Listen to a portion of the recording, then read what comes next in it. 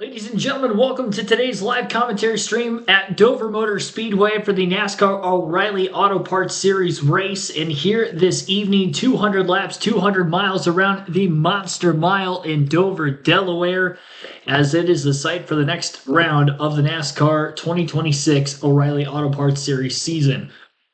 Shorter race length today compared to what we see for most weeks, just 200 miles in the O'Reilly Auto Parts Series. In fact, the same exact race length that we ended up seeing yesterday in the Craftsman Truck Series race of 200 laps and 200 miles. It's All-Star Race weekend. Everything continues onward there. Our first and only live commentary stream on this Saturday afternoon. Usually we do double headers on Saturday because of cup practice and qualifying, but with it being an exhibition race and they had the pick crew competition with qualifying earlier today for the All-Star Race, we are doing just the 3 streams this weekend between Truck, O'Reilly, and Cup. Cars are on the racetrack. They will be going green in the next several pace laps, so we'll go over the starting lineup for today's race as it is shown on our screen. Raj Chastain, the only Cup regular in the field for today's race, doing triple duty this weekend across the Truck, O'Reilly, and Cup Series races, and he will be on the pole. Brandon Jones for Joe Gibbs' race will be outside of row number 1 in the second place starting position. In row 2 will be Corey Day in the HendrickCars.com Chevy. Another HendrickCars.com Chevy. Roger Cruth will be to his outside. Taylor Gray and Sam Mayer in row 3 with Carson Kvapil, William Sawalich, row 4. Harrison Burton, Jesse Love in row number 5. Ryan Sieg with Sheldon Creed in row 6. Justin Allgaier alongside Parker Retzlaff, row 7. Jeff Burton, Brett Cruz, row 8. Austin Hill, Sammy Smith, row 9. BJ McLeod with a good qualifying effort on the inside of row number 10 alongside Brennan Poole. In row number 11 will be Jeremy Clements and Dean Thompson, LeVar Scott, Kyle Sieg in row 12, Myatt Snyder, Austin Green, row 13, row 14, Anthony Alfredo, Patrick Staropoli. Lane Perkins, Garrett Smithley in row 15, Andrew Patterson will line up with Ryan Ellis in row 16, Blake Lothian, Josh Balicki, row 17, Dawson Cram, Logan Beard in row 18, and rounding out the 38-car field in row 19, CJ McLaughlin and David Starr. That is a full field starting lineup for today's race. As usual, the race is on the CW, so your local CW affiliate is where you can find all of today's visual action, but we have the full race live commentary-wise right here on the channel. Point standings coming into today's race will be scrolling across the top of the screen throughout today's coverage for those of you watching the channel. Justin Allgaier does come in as the series points leader with a 155-point lead over Sheldon Creed, just running away with this regular season championship. He has scored nearly 100 more stage points than any other driver that is a full-time participant in the O'Reilly Auto Parts Series. Jesse Love is second to him with 107, 194 for Allgaier, largely due to growing out that 155-point advantage. As mentioned moments ago, he leads the series in top 5s with 9 of them. Next closest driver, Sheldon Creed with 6. 11 top 10s on the season, most in the series as well. 3 wins, most of the series regulars. We don't have another O'Reilly regular that has more than 1 win so far this season. Outside of Sheldon Creed, who sits second in points, Jesse Love is in third. Brandon Jones at second. Corey Day rounds out the top 5. With Sammy Smith in 6th, Austin Hill 7th, Carson Kvapil doing double duty between the 91 and Junior Motorsports this season in 8th, Parker Retzlaff 9th, Taylor Gray rounds out the top 10. Brett Cruz, after missing 4 races this season, is in the 11th spot in points, currently in a chase spot, and the last chase spot is filled by Sam Mayer in 12th. Mayer is the last driver above the cut line. William Sawalich is the first driver out, and the deficit is about 27 points between Mayer and Sawalich. 17 points. Did my math wrong there. 17 points the difference between Mayer and Sawalich. Raja Karut, 14th. With Ryan Sieg 15th in points and Brennan Poole rounding out the top 16 spots. Late breaking updates. I'll let you listen into the broadcast, and then we'll be going green here shortly. Preview brought to you by O'Reilly. Andrew Overstreet, the crew chief, standing there front of screen and company, ready to go atop the pit box for the 17 today. You think the nerves are high? Standing. Right there is all the monitors where his engineers are looking, and Andrew seems to be back here, elevated, wanting to see the whole picture right now. He stands a lot. He does. I can see that. He's got the nerves going.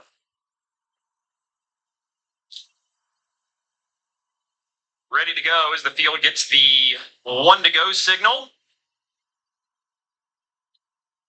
Gotta think the leader, Chastain's going to take the outside here. It's kind of been the dominant lane all weekend. We've seen a couple of guys try the bottom, but outside has been the lane that has won most of these restarts. And something we're going to watch today, the resin was laid down on Thursday. We've had a truck series race. The Cup cars have been on track both today and yesterday. So some of that initial application is worn off, but a big storyline in the garage of how that's going to impact things all afternoon long for these teams today. Yeah, and you see it right here. This track is darker than we historically see at this time after cars have rode around under the pace laps, picking that rubber up. It's a lot darker. There's a lot more rubber that's been put into the racetrack and stayed there because of the resin, and therefore all these drivers and teams will be learning how that affects this start and restarts as we go along here.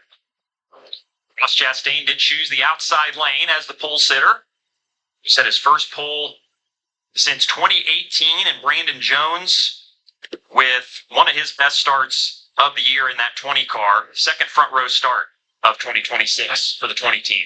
Yeah, Ross was a factor in the truck race yesterday. They got off on pit strategy, but he had a truck capable of competing with Kyle Busch, who ended up winning that race.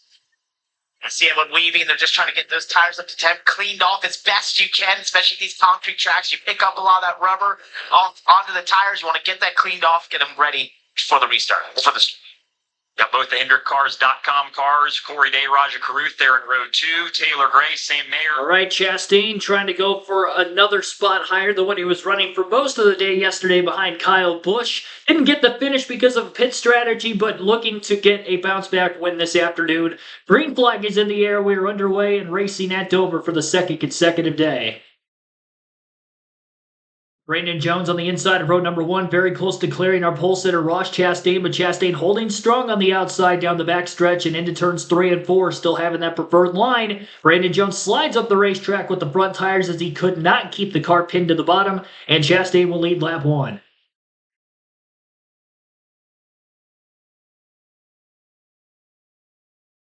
Quickly into that diamond cutting corner for Chastain out in front of the field. Enter low, slide up a little bit through the center, get that cut back down to the bottom to have the straight line exit speed off. Allows for dirty air on the entry and exit to the corner for Brandon Jones, the car running behind him as well. Having that clean air advantage was definitely king yesterday. Ross Chastain had a tire strategy where he was going to be short on fuel to the end of the truck race from when he last pitted during the second to last yellow, which happened in stage number 3. So he had to come down and pit with like 20 laps to go in the race. He ended up finishing a lap down in 16th as a result. Kyle Busch ended up winning yesterday's race, winning both stages and leading the most laps. Well over 100 laps led out of 200, so that may happen today for the pole sitter Chastain. Or I think it's going to be very hard to pass the leader without a tire advantage, because that pretty much happened yesterday. Nobody passed Kyle Busch for the lead. Chastain actually got by him on pit road and had stayed there until he fell off strategy late, and Busch got around him on about 20 lap fresher tires on the final restart and set sail from there. Chastain's got only a couple tenths of a second lead over Brandon Jones, leading the first 5 laps of the race. So Ross Chastain in first, Brandon Jones second, Raja Caruth third, Taylor Gray fourth, Sam Mayer rounds out the top 5 and 5th. First, he was doing kicks for many of these racetracks in his first full-time season, but this one challenging some of the others. You can see inside. To the 17, though, typically your balance will build tighter here. As long as you don't hurt the rear tires too much.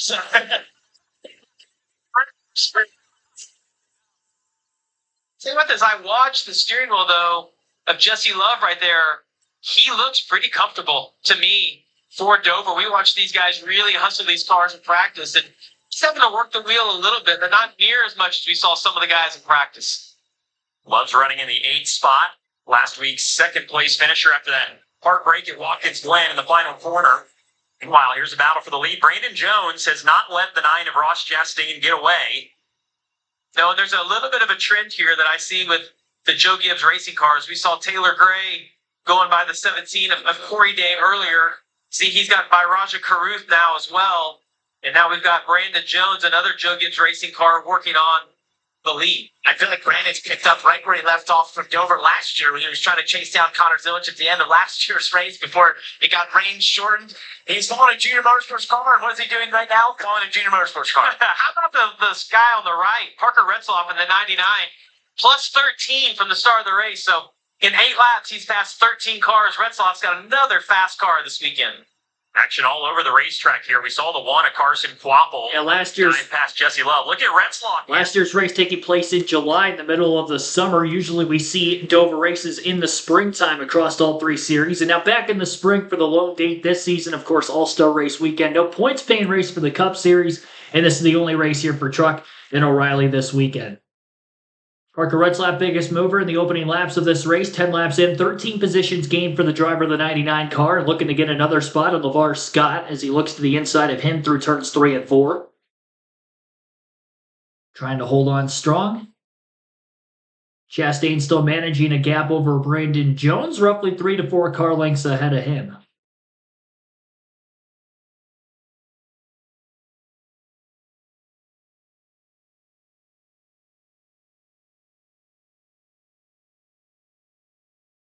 Oh, we got trouble on the back straightaway. A couple cars made contact.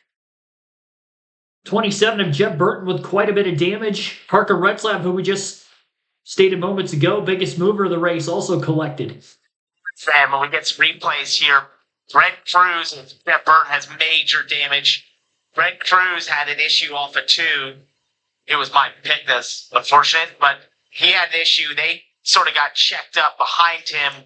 We end up with this incident between Retzloff and Jeff Burton. And Retzloff absolutely was flying through the field, so it's truly unfortunate. See, the window net is down, and that appears to be day over for the 99. It's such a hard track to get slowed down. When there's an accident in front of you, you just don't realize the speed you're carrying until it's almost like a super speedway wreck. Like when you get on the brakes, you just can't get slowed down. You see the damage there to the right rear quarter. It's not a day ender for the 19, but definitely looks like he's also gotten into the wall. That right front, the Goodyear missing off that tire. Yeah, with how important Aero is here, it's going to take a lot of work to make that car have the grip that it had before this. So yeah, Cruz is running 13th here. Right, so Ryan Seat gets loose underneath him, picks him up the track. He hits the right side, and as behind them, you see that they're kind of, I believe they were almost checking up. Oh, yeah, LeVar Scott just, they do. They all check up. You see Jeb checks up, and then Retzloff gets into the back of him, and then 45 of LeVar Scott gets into the back of Retzloff. Just kind of a Freudian effect right there of Jeb seeing it first. Hey, this is what we talk about. Things happen fast here at Dover. Or yellow. 12 laps in. Self-cleaning racetrack is Dover with the degrees of banking on both straightaways. Everything going downhill, and it's exactly what happened up off of turn 2. A couple cars trying to check up, getting ran over, one over another, and sweeping to the bottom of the racetrack and towards that inside retaining wall. And we saw a couple of crashes yesterday that were single truck incidents in the truck race where they had spun down to the bottom of the track and hit head-on along the inside wall as well.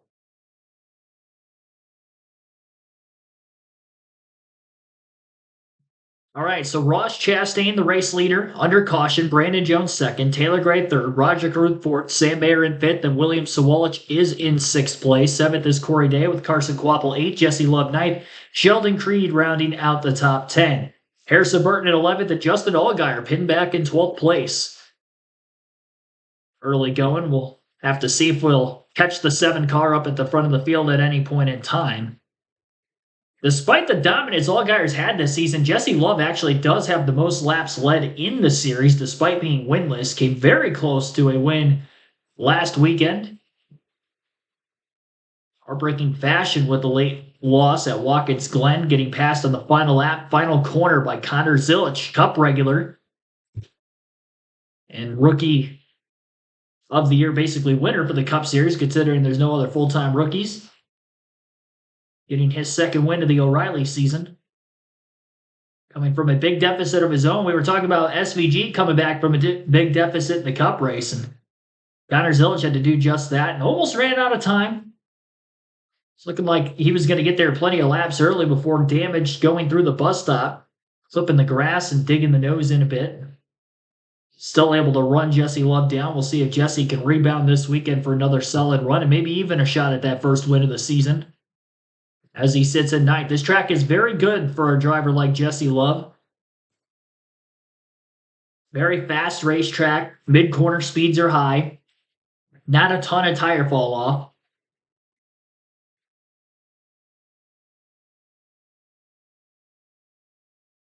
A little bit of that resin that was applied on Thursday before on-track activity began Friday afternoon. With Cup practice and Truck Series practice qualifying in a race yesterday as well. Cup cars back on track again today with qualifying in the pit competition alongside the practice and qualifying session this morning for the O'Reilly Auto Parts Series. Taylor Gray was fastest in practice this morning, with his JGR teammate William Zawalich in second. Four of the top five are all Toyotas, with Jesse Love, the lone not Toyota Chevrolet, in third.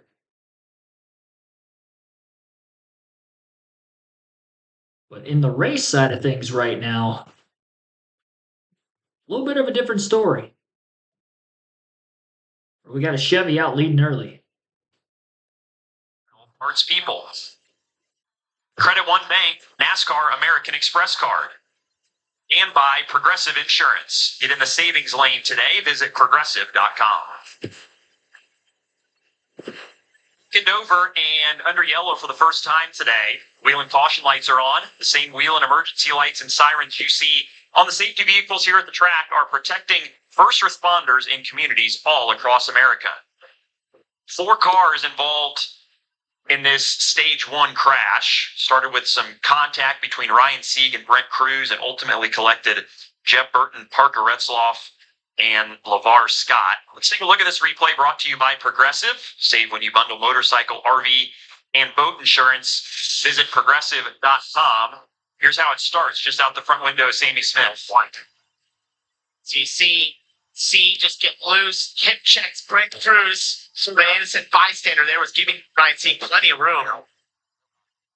He gets up the track, and then this causes Jeff Burton to be slow, or Jeb was having another issue. I think Jeb just checked up because he saw the 19 spinning to the bottom, not knowing which direction. If you watch the 19, He's thinking he might be coming down the track or something. You're not sure, right? Right, so he was awful early right there. Yeah, he was awfully, and he was slow, for sure, and I think Retzoff wasn't anticipating that, then also got hit there by LeVar Scott at the same time. Hey, and it's worth noting on Retzloff, qualified 14th, but made those unapproved adjustments, had to go to the back.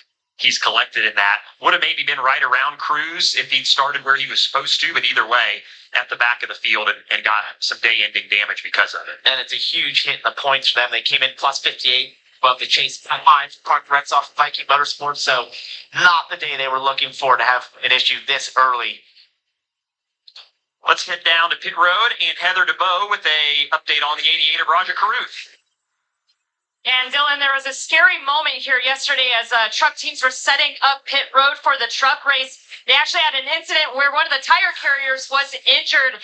Here you see in this video, the Spire Motorsports pit box was coming down the hill and lost brakes. Wow. And the team lost control of it. So tire carrier Donovan Williams was injured while attempting to stop the cart and essentially saved Fox Sports pit reporter Amanda Busick from being seriously injured. Now, thankfully, both Amanda and Donovan are okay. Donovan was treated for minor injuries. Here you see the picture with him and Amanda. He was released last night and able to fly home with the team this morning. But filling in for Donovan here, because he was supposed to pit for the 88 of Raja Caruth, is Jarius Moorhead. He was moved over from the 48 of Patrick Starapoli to be the tire carrier here today for the Raja.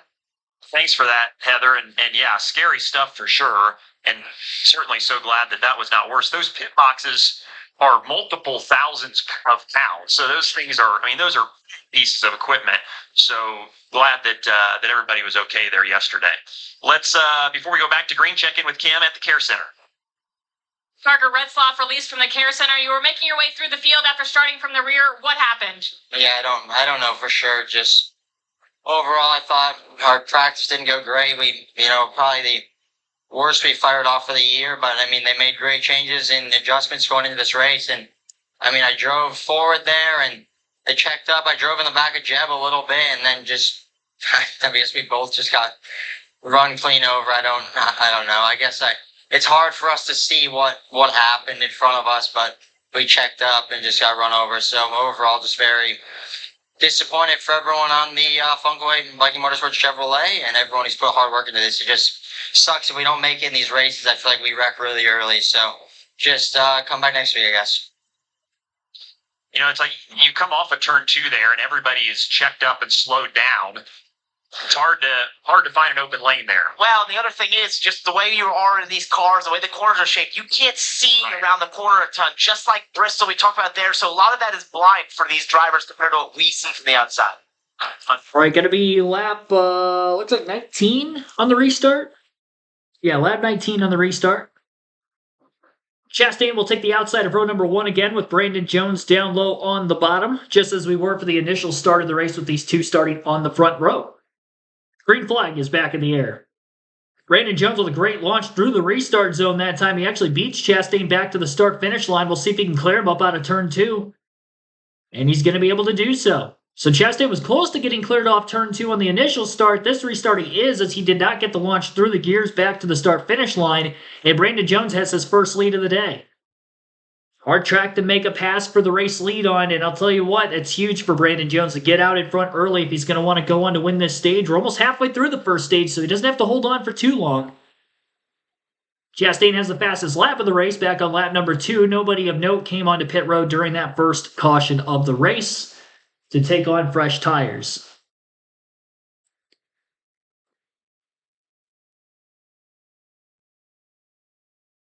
So top 10 in the running order, a couple laps into the restart with Brandon Jones now in the lead. Ross Chastain back to second. Sam Mayer with a great restart jumps up to third with Taylor Gray fourth.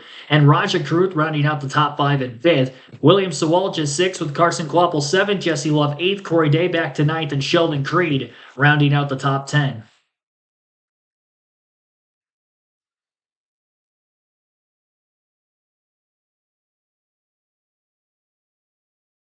Tires going through a little bit of a heat cycle. We haven't seen much fall off so far as we've ran just less than 20 green flag laps. We had 7 caution laps that were ran during that first yellow out of the 24 complete right now. So 17 green flag laps. And about 3 to 4 tenths of a second difference between the last lap that was ran for most of the front runners and their fastest laps of the race. 24.386 for the leader Jones that last lap. A few hundredths of a second faster was Ross Chastain in second.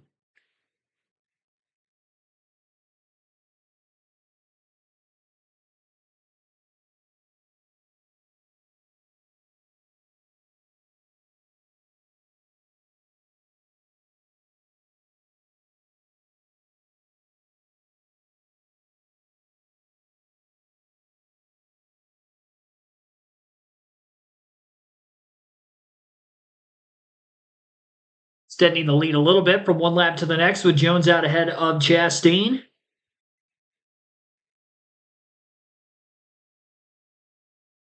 Justin Allgaier trying to make his way through the field. Slipping up on the bottom lane of the racetrack. I believe he was trying to make a pass on Harrison Burton in the 24, and that actually cost him a spot as Ryan Sieg slipped by on the outside, and Allgaier falls to 13th. Usually Allgaier the favorite in the chat poll for the race win, but him outside the top 10 right now has opened up the door for a couple other voting options right now. Ross Chastain, who started on pole and is currently second in this race, has 28% of the 25 votes and 36% tied for the lead with other in the chat poll is Allgaier. And Carson Kvapil has yet to receive a vote. This is a track he almost got his first career win in one of his early starts at Junior Motorsports. Thought it could be a good track again for him today. He's currently running 7th just as he started the race. And he is driving the one car this weekend for JRM yet again.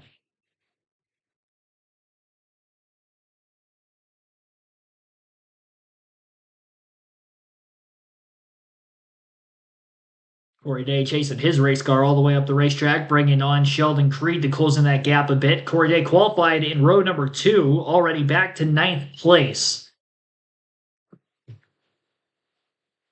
Not looking the greatest right now is Day after starting 3rd and falling to 9th. This car looks to be a little too tight. It just looks like it's soaring up the hill a little too much with the nose. And the nose is planted to the racetrack. It doesn't look like the rear of the car is moving around at all, as he just doesn't have the drivability. Could be overdriving the entry of the corner a little bit. That could make a car tight in and of itself. But he's definitely not able to get that front end to turn the way he wants. And it's pretty noticeable. Ryan Sieg is charging his way through the pack. He's already in on this battle for about 9th place between Creed and Day. Just made that pass on Harrison Burton and Justin Allgaier in recent laps, and pretty quick work of those two cars pulled away from him. As Burton and Allgaier continue to battle again, I'm curious to see what kind of speed Ryan Sieg is going to have. Kind of pops up a few times a season where he has a good top 5, top 10 run. He's there the entire race, and maybe this could be one of those races for Sieg. Justin Allgaier got by Burton again eventually.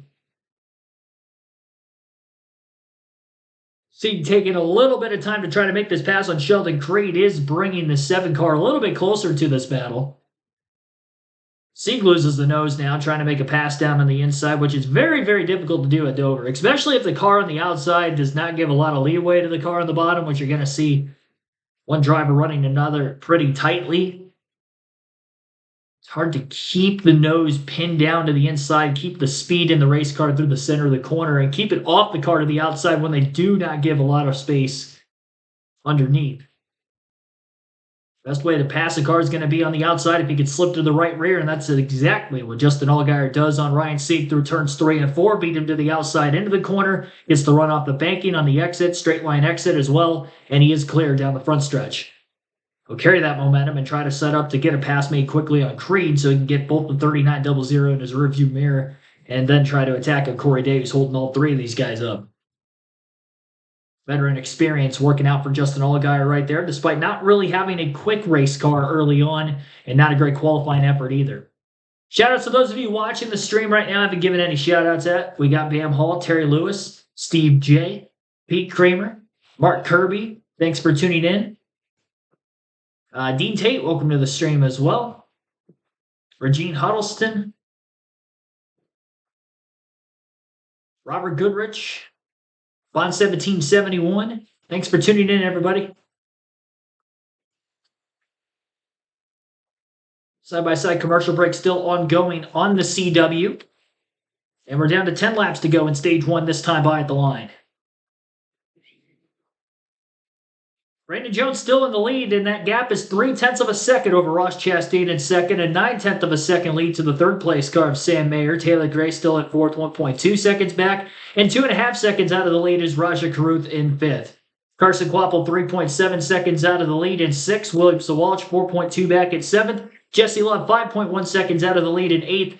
5.3 back for Corey Day in ninth, and 5.6 seconds out of the lead still is Sheldon Creed, rounding out the top 10. Not many laps to go in this first stage, now down to 8 this time by. Brandon Jones roughly 3 to 4 car lengths ahead of Chastain as they both hit through lap traffic at the very tail end of the pack. The early caution, not going to see as many cars go a lap down in this opening stage. Still 32 cars on the lead lap with 3 cars out of the race. David Starr, a mechanical failure and then a crash for Jeb Burton and Parker Retzlaff, parking them early. LeVar Scott, who also had damage in that incident, is 14 laps down, I believe, pulled off the racetrack moments ago.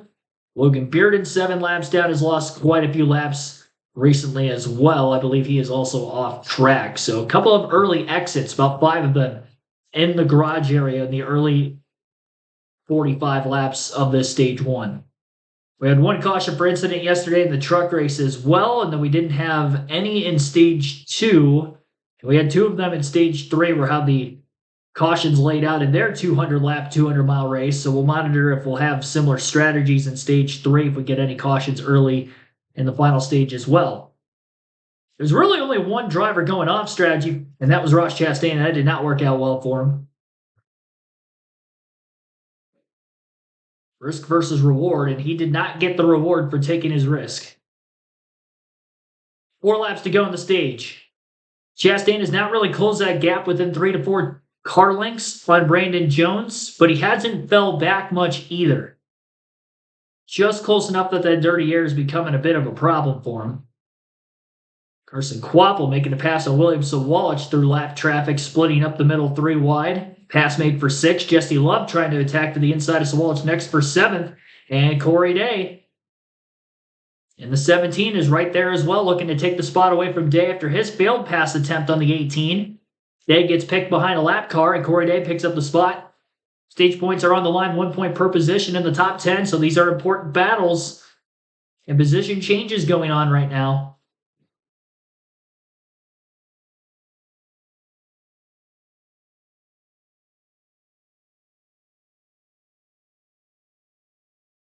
Chastain still half a second behind Brandon Jones, front of the field. Chastain, the only Cup regular in the field today. Everybody else that is in this field is running for O'Reilly Series points.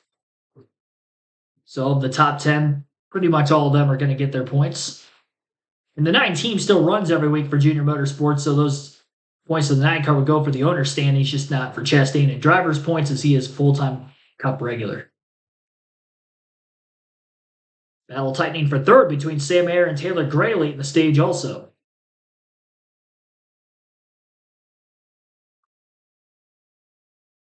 Gray's closed the gap. He's within a couple tenths.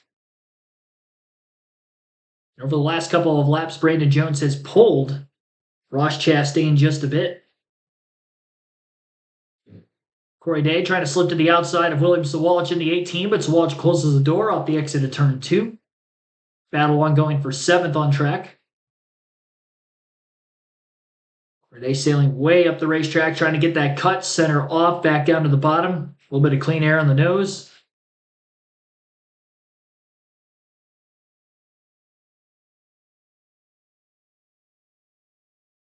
And as we complete the final lap of stage 1, Brandon Jones pretty easily going to win this first stage. Stage win for Brandon Jones. Second for Ross Chastain, Sam Mayer third. Taylor Gray fourth, and Raja Karuth rounding out the top 5 and 5th. Carson Quapple in 6th. 7th was still William Sawalich with Corey Day 8th, Jesse Love 9th, and Justin Allgaier getting the final stage point in 10th.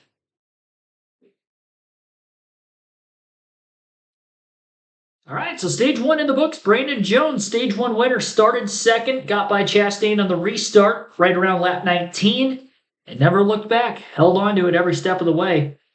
Pickers now going to have their chance to try to execute. First pit stops of the race will be upcoming. If you're listening live on KRC, our full flag-to-flag coverage of today's race continues right here on the channel.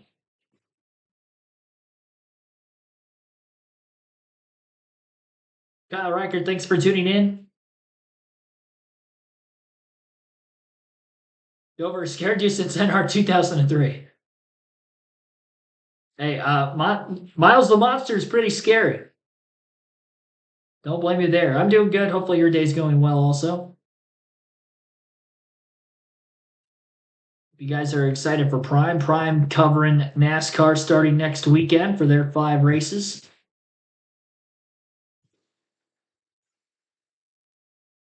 I'm going to be at 2 of the Prime races, so I'm only actually going to be able to watch 3 of their 5 on broadcast. I'll be at Charlotte for the Coke 600 next weekend. I will say in doing that, I am still doing live commentary for Truck and O'Reilly Racing Friday and Saturday, and the Indy 500 on Sunday also.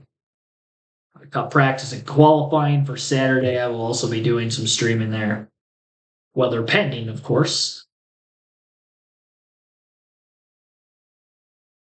I've had a couple of rainouts for practice and qualifying this year, but not for any of the races between Truck O'Reilly or Cup Racing yet, which is good. Third consecutive year of having Indy 500 content on the channel, as we'll be having full flag-to-flag coverage of that race next weekend, the 110th running of the Indianapolis 500. Again, 3rd year here in KRC. Brett Whitesides, welcome to the stream. Happy Saturday. How about that truck race? KFB looking like KFB of old. Kyle Busch dominating yesterday. Not only winning all 3 stages, but he just looked like Kyle Busch. He had the best truck. Started on pole.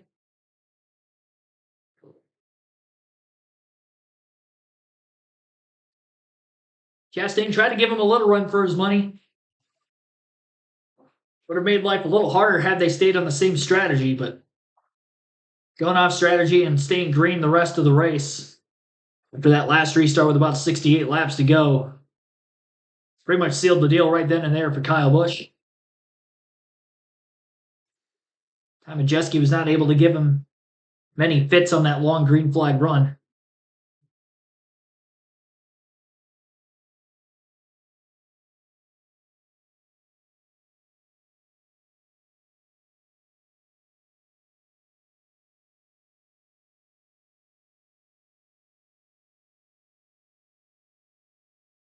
Yes, definitely all hit the like button as well. Helps these streams out a ton. Our goal is to get to 50 likes for today's live commentary stream. All-Star race coverage tomorrow will begin at 1 p.m. Eastern right here on the channel. We usually have a pre-race and we go live half hour to 45 minutes for the drop of the green flag for every cup race, but with it being an exhibition and a non-points-paying event, we don't have to go through as much in the pre-race, so we're going to start at 1 p.m. Eastern not long before the drop of the green flag, kind of like we do for the Truck and O'Reilly races. It's long enough to kind of go through the starting lineup, hit our bullet points, and get the race underway. 350 laps tomorrow. It's going to be a little odd that it's not a full 400-lap race with every car on the track. I don't know that it's going to feel like an all-star race, but we'll see. Pit road's open for the leaders. And leader Brandon Jones has the first available box. He said the cycles freed us up, but front turn was hindering me, especially middle exit. 4 fresh Goodyear tires, snow go fuel, air pressure. You see Ross Chastain in the middle, tight the entire run. Slight rotation on the entry. They're going to do half a pound out of the right front, up on the track bar. You saw that chassis adjustment right there, as well as tires and fuel. Heather. For Sam Mayer on the bottom of your screen, telling his crew chief Jason Chinchiri he's tight 4 numbers, but not bad. He just can't get through the center and off of the exit of 4. But they're going to do a round of in the right rear and an air pressure adjustment here for Sam Mayer. Get a look at the race off Progressive Pit Road. Pit Road is so narrow here. And Ross Chastain. Yep, Chastain going to retake the lead on pit road. Slow stop for the 20 team of Brandon Jones. They lose 7 positions with their 4-tire pit stop. Corey Day, biggest mover, goes up 4 positions from 7th to 4th. Less than half a car length on the race off pit road. Chastain beat out Taylor Gray. So our Stage 1 winner, Brandon Jones, losing 7 spots. He's going to line up 8th on the restart now. And Ross Chastain, who started on pole, led the early laps of the race today, fell out of the lead on the lone restart from the only caution of the race so far, before this stage break at least. Is now back out in front. Going to have to get better on the restarts if he's going to win this race, though. He almost lost the lead on the initial start, too. He just hasn't been getting through the gears out of that restart zone very well. I'd assume he's going to stay on the outside. The outside will be the preferred lane if he could just stay side by side off turn 2, but you don't get that launch through the restart zone. The shortest way around the racetrack is how Brandon Jones is able to utilize himself to get the race lead. And his teammate Taylor Gray is probably going to have a shot to do the same thing here. I would imagine Gray will choose the inside of row 1 for the restart, assuming Chastain takes the outside again when they get to the choose.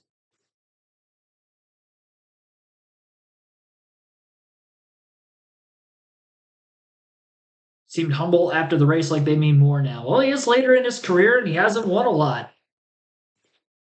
He's had some good runs on the Truck Series this season, though. He's got 2 wins and a second at Texas a couple weeks ago, so good things in Truck, not so good for Cup. Gotta treat every win like it's your last, because you just never know when the next one's coming. You don't let that settle in a lot when you've won as many races as you have if you're a guy like Kyle Busch, but he is getting up there in age.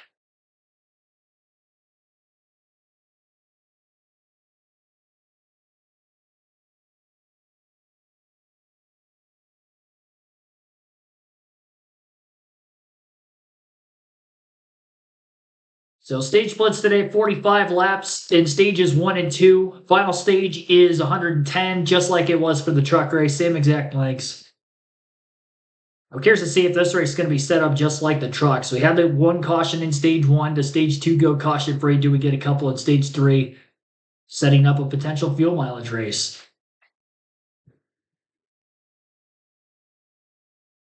Take a quick break here. You're listening live on KRC. Our full flag-to-flag coverage continues.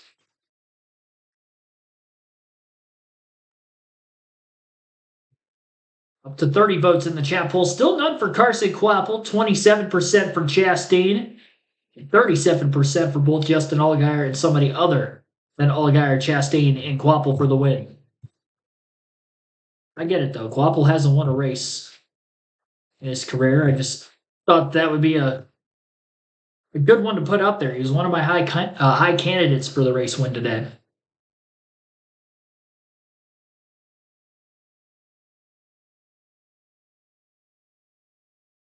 No idea who I'm taking to win the All-Star race tomorrow yet. Emo Gene Blevins, thanks for tuning in.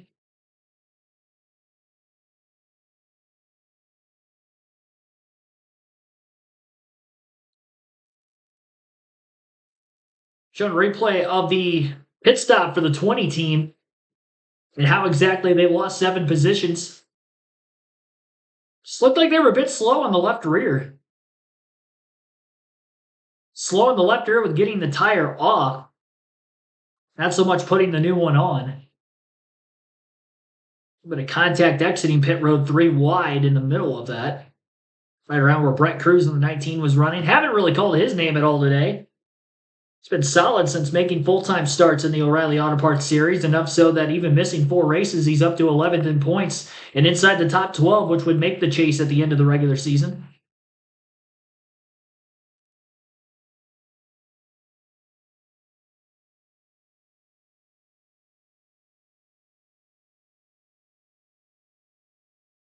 They're showing Raja Karut's Race Fit Health Report, and he had Arby's roast beef sandwich and a curly fries as pre-race snack. I'm pretty sure that was just an Arby's built-in ad that Raja Karut went with, considering that they are a huge sponsor to that of the O'Reilly Auto Parts Series and Junior Motorsports on a week-to-week basis. It's going to be the new Our Car's as Fast as Xfinity 10G. You can start seeing that every week now. I hope not. I hope that was just a one-off and it was unique. Because if that's the case, good on you, Raja. That was pretty clever.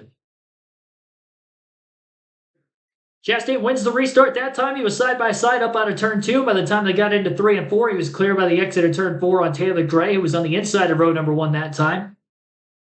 Brandon Jones probably learned something from the first restart to the second one. On the inside of row 1, that was the first time that Taylor Gray had been on the front row, and Chastain being on the front row and outside of row number 1 on all 3 starts and or restarts today. That probably led for him to master it as well as he did that time. That was far and away the best restart Chastain has had. And we'll see if anybody can touch him in stage 2.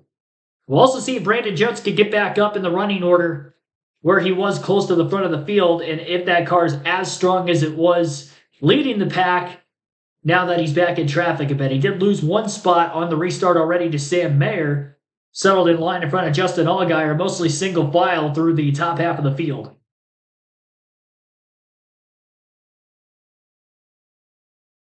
Ross Chastain with a 0.3 of a second lead over Taylor Gray. Raja Karut 0.7 back in third. Corey Day in fourth, 1.1 seconds out of the lead. And Jesse Love 1.4 seconds back, rounding out the top 5 in fifth.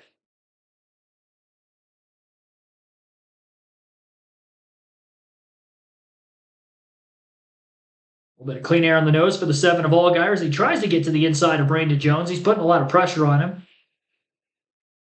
Unable to make the pass at the moment. Battle for fifth also between Jesse Love and William Sawalich. Last 1 mile racetrack, William Sawalich was able to get the win at Rockingham on Easter weekend. His first and only career win in the O'Reilly Auto Parts Series. Comes into this race not doing so hot in the point standings. Even with that 1 win, he's still sitting a little bit outside the chase cut line. And they're in need of a good day today. He's already scored a handful of stage points and looking for more after battling Love for a top 5 spot. Carson Quapple growing closer along with Sam Mayer in this battle between Sawalich and Jesse Love. Sawalich close to clearing on Jesse and very tight up out of turn 2. Here, contact made.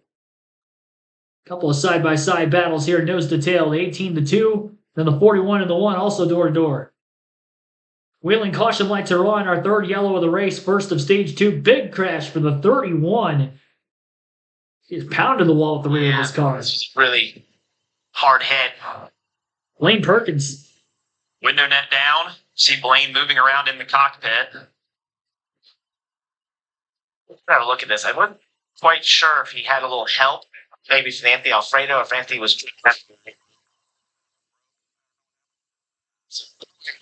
Blaine was running 18th at the time of this incident.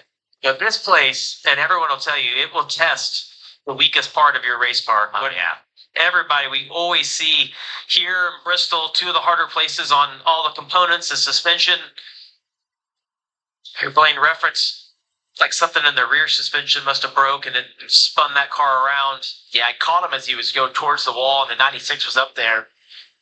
Just no light impacts to this place either. No.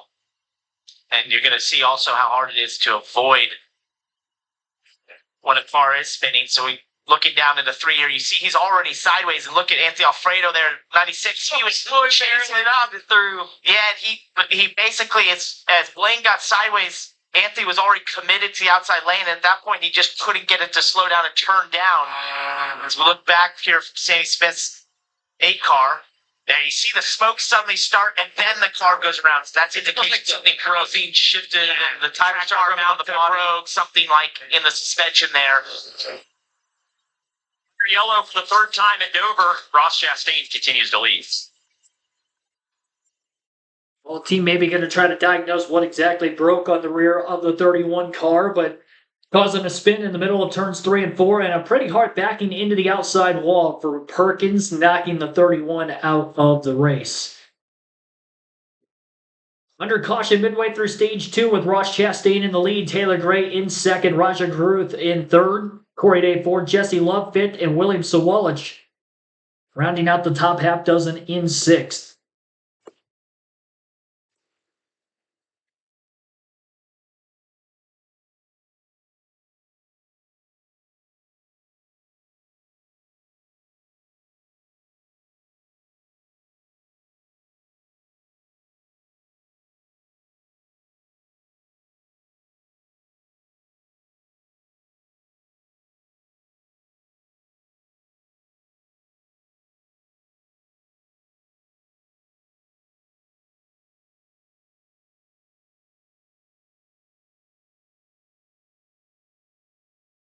You podcast together, you defend AA, Anthony Alfredo.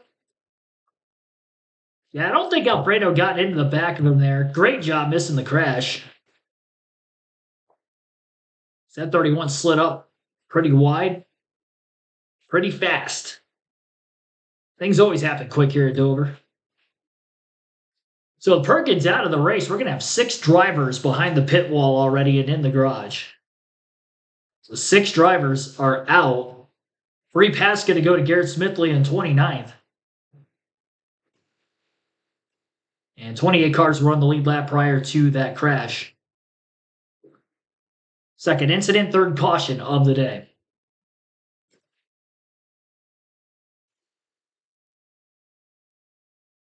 Tomorrow's All-Star Race layout, we're going to have 3 segments total, 75 laps in the first 2, final segment 200 laps to take us to the end. A little bit of a field inverse in there as well.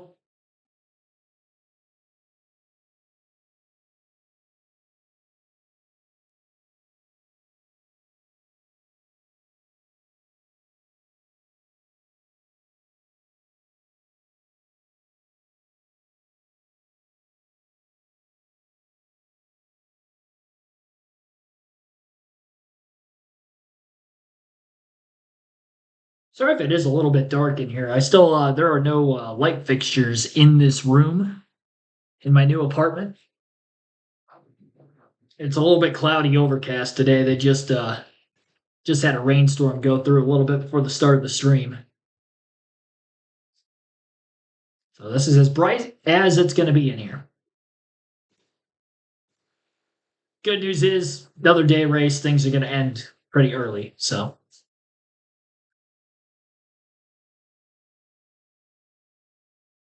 is Sunday next week for more information.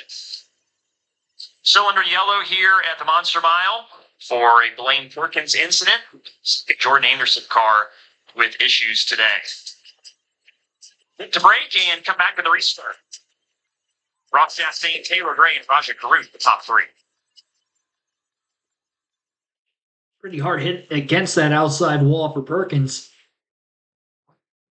Anthony Alfredo was so close to hitting him that I almost don't believe that he completely missed him. Might have had a little bit of contact. Guess we'll see if he pitted. Yeah, I think Alfredo had a piece of it because he's now at the tail end of the lead lap in 28. Sheldon Creed came to pit road during the caution as well. He's now at the tail end of the lead lap, taking on 4 fresh tires. It's an interesting strategy call for Creed. He was running right around the 10th place position. And he's only going to have single lap fresher tires on the car, but the hope is that you make this race on one more pit stop. Everybody pits at the stage end. Maybe you stay out. You're going to be the leader. And you're hoping for more of what happened in the truck race yesterday, where you're able to hold on to the lead for 10, 20 laps or so like Chastain did. Get another quick caution. Everybody is able to make it up fuel to the end of the race. Even if he doesn't end up in the lead the entire time, if he's running anywhere better than 10th, which is where he was about at his highest in the running order. I think he was actually 11th at the end of stage 1, didn't get any stage points, so sacrificing any and or all of it.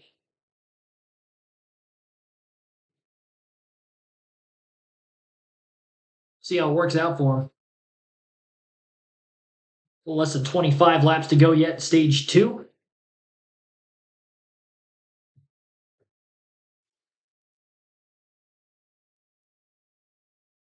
I did bring diecast with me, by the way, this weekend. I did not do a diecast showing during the truck race yesterday. I will do one for the O'Reilly race today, and I will do 2 during the Cup race, the All-Star race tomorrow also.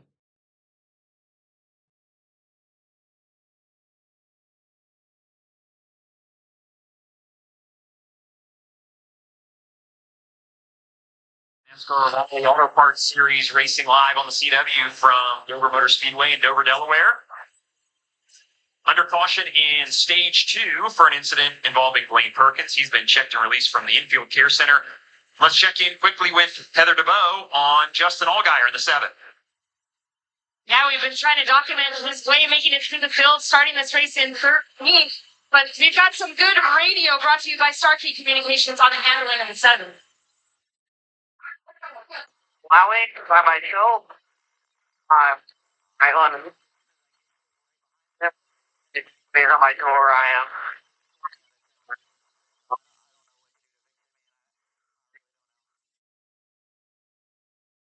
Definitely handling issues there for Allgaier, Kim.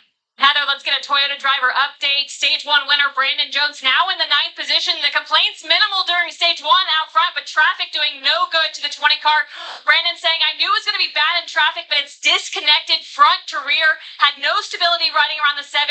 Think it was going to be continuing to trend tight if we went green in the center. And then he also said not much confidence in the lower end of the corner. And when I do have to go, it's too much, too late. So they're battling way more issues in traffic than we're out front in clean air. Clean air is key.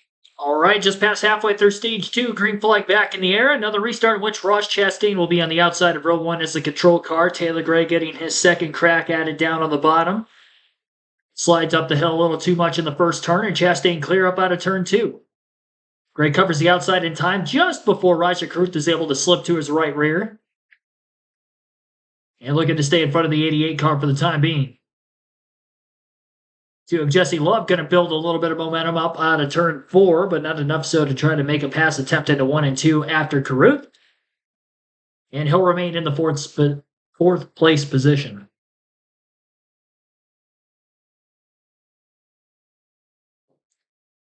Chastain still holds the fastest lap of the race today on lap 2, which was a 23.966. He's the only driver to run a sub-24 second lap time today. And I don't think anybody has ran their fastest lap of the race in stage 2 until Carson Kvapil just did in the 5th place position, as well as Jesse Love in 4th on lap 70 and 71. They put down their 2 fastest laps of the race. Allgaier as well, fastest lap for him, lap 57 on the prior restart. So having heat cycle in the tires.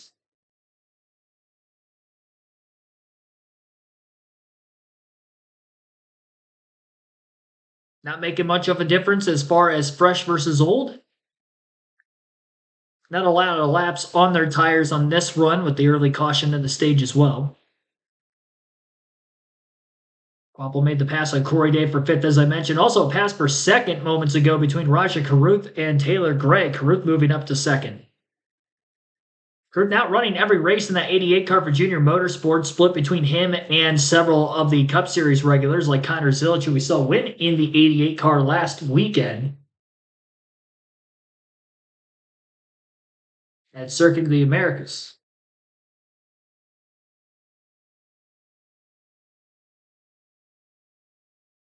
My mistake. Caruth was actually in the 88 last weekend at Watkins Glen. He started on the pole. The 1 car was driven by Connor Zilic. This week by Kvapil.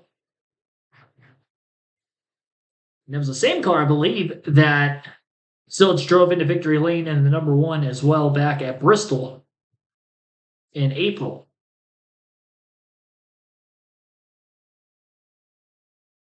.75 laps complete out of 100. Stage 1 winner Brandon Jones falling behind on this last restart again. They're losing 7 spots on pit road after winning stage 1 as well is in 11th. So 31 laps led for Jones. Our race leader Ross Chastain has led for 43. 1 coming to the start-finish line for Taylor Gray. And then Sam Mayer also led coming to the start-finish line. I believe that was on pit road, though, back at stage 1 when he led his lap. So that has led for 4 different drivers to lead, 5 lead changes total. Chastain's the only driver who's led more than once, and of course he started on the pole. And roughly 51 minutes into the race with 3 cautions, 1 for incident in both stage 1 and stage 2, the lap 45 stage break. Stage 2 break will be at lap 90. 20 laps out of 78 complete have been under caution. Allgaier sliding way up the hill and up the banking through 3 and 4. Also time to the 2 cars in front of him. Almost allowed for Ryan Sieg to get underneath. Sieg looked like he was showing a lot more pace back at stage 1. And he's still stuck right around 10th place in stage 2. Hasn't really been able to make a strike through throughout the field.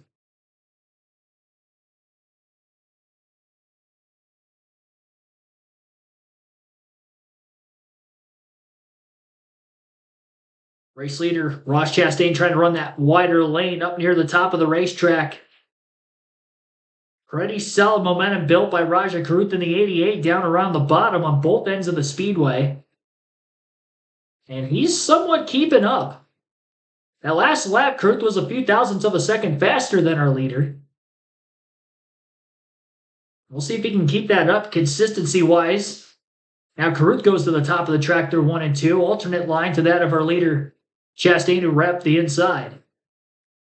That was in turns 1 and 2, back into 3 and 4, Caruth to the bottom, and in the middle to upper groove was Chastain. Caruth is definitely gaining ground on him. That last lap, he was almost 2 tenths faster, 24.5 for Caruth to a 24.7 for Chastain.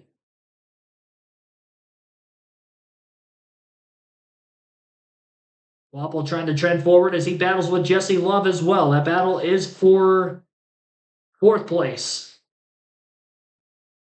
Sam Mayer in the 41 capitalizes on a missed pass attempt by Kvapil. Will make the pass of his own.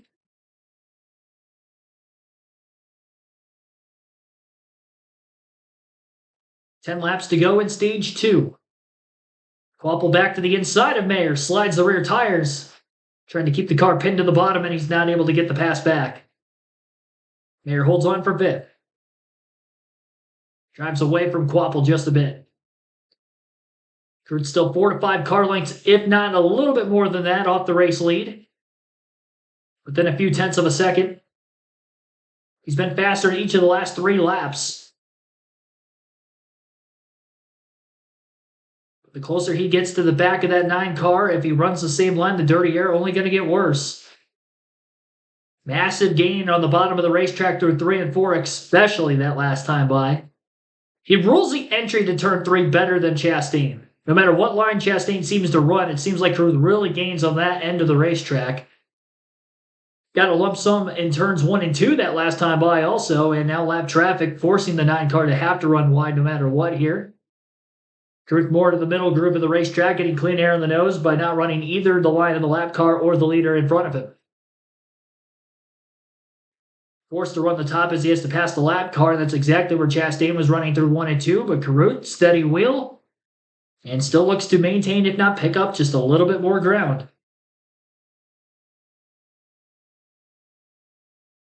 Battling through the field with a little bit of right rear fender damage is the 19 of Brent Cruz as he works on the 8 of Sammy Smith and will blow by him. That pass was for 15th. Position running-wise, it's about as worse as we have seen Brent Cruz run all season.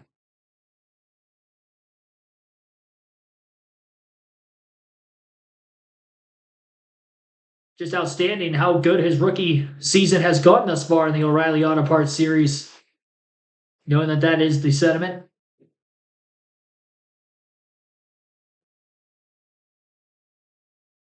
Carruth's going to have a shot to win this second stage. Catching Chastain's going to be one thing as he inches closer and closer. Passing him is going to be another. Best opportunity to make that pass is slipping to the right rear on corner entry, trying to hold there through the center of the corner, so by the exit you get the straighter line exit speed and carry a little bit of momentum off the banking. Haven't really been able to see much of a pass on the inside lane. Carruth to the back bumper of Chastain as they work their way through turns 3 and 4, coming on 3 laps to go in stage 2 this time by. 9 up in front with about a car length and a half trailing is the 88 of Carruth. About as good as we've seen Carruth when he has driven in the 88 car at Junior Motorsports this season. And honestly, it looks like he is the class of the field, at least on the long run speed side of things in stage 2. Lap traffic up ahead, right in front of Chastain on that outside lane. Carruth got a quick sneak to the bottom, but couldn't stay there by the exit of turn 4. He's got 2 more laps to try to get by him, but he lost a decent amount of time trying to make that pass when he did. And now lap car in between the top 2 as Chastain gets by his first at the tail end of the pack. Both these top 2 trying to bury their cars down to the bottom of the track. Bit of a slip up through the middle of the corner by Chastain as he passes the second lap car, but unfortunately for Carruth, he was not able to make the pass on that next lapper up off the exit of the corner, so he'll have to do that in turns 1 and 2 instead. And he lost a little bit of ground making that pass. So holding on to win stage 1 is going to be Ross Chastain. Or sorry, stage 2 will be Ross Chastain with Roger Carruth in second, Taylor Gray in third, Jesse Love fourth, and Sam Mayer in fifth. Carson Kvapil 6th, Corey Day 7th, Justin Allgaier 8th, William Sawalich 9th, and 10th, Ryan Sieg.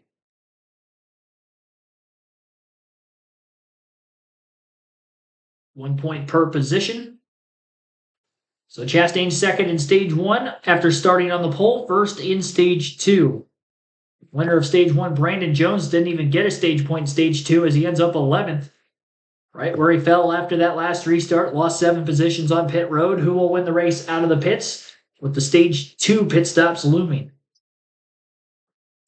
Chastain leads. You're listening live on KRC. It's a full flag-to-flag coverage of today's O'Reilly Auto Parts Series race.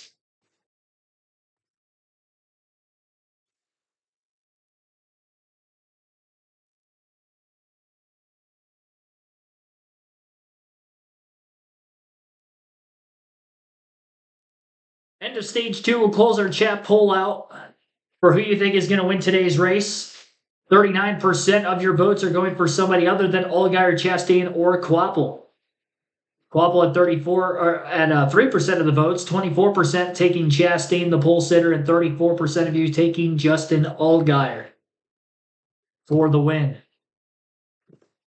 And Allgaier has not even touched the top 5 yet today, so it's going to be tough for him. He was 8th place at the end of stage 2, Quapple 6th, and Chastain the leader of those 3 options. Highest running of the other would be 2nd place Raja Karuth, who was all over Chastain at the end of stage 2. Harvey's Best Boats, thanks for tuning in.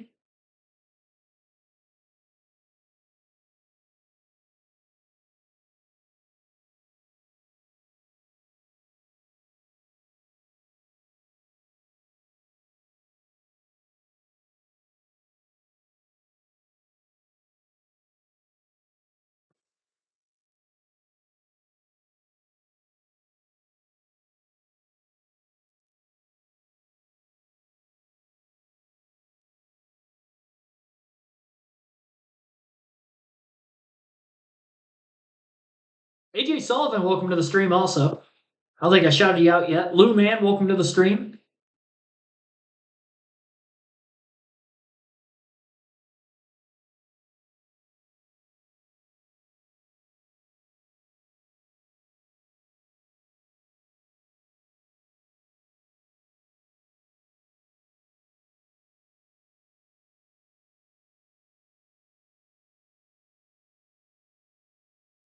The second pit stops of the day when they do come back from commercial.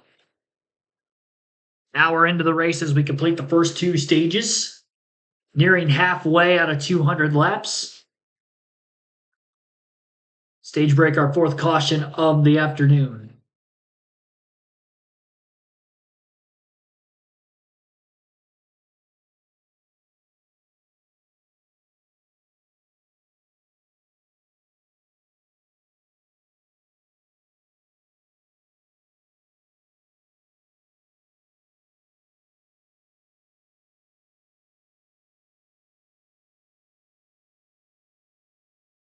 I believe the longest green flag run we have had today was still from the restart after caution number 1 to lap 45 at the end of stage 1. A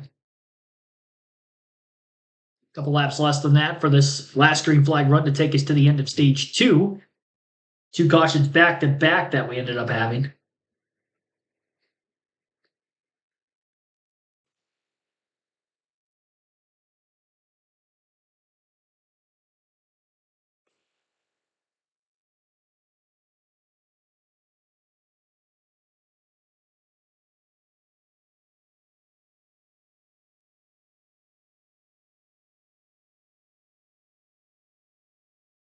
Ross Chastain might win today. We could see a watermelon smash in Dover, Delaware. He's going to be in contention as long as his pit crew continues to be as fast as they've done so far. 1 for 1 when winning the race off pit road, and that was from the 2nd place position. Junior Motorsports usually pretty good all the way around with their pit crews. Hand-me-downs from Hendrick Motorsports of their full-time operations. From one series to the next.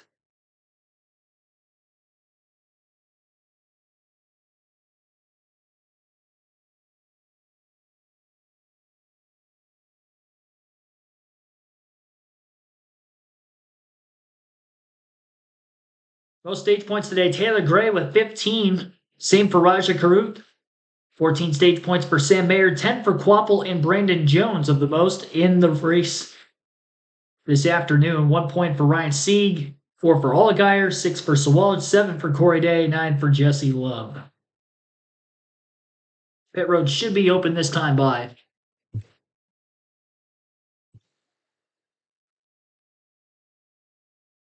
All right, whoever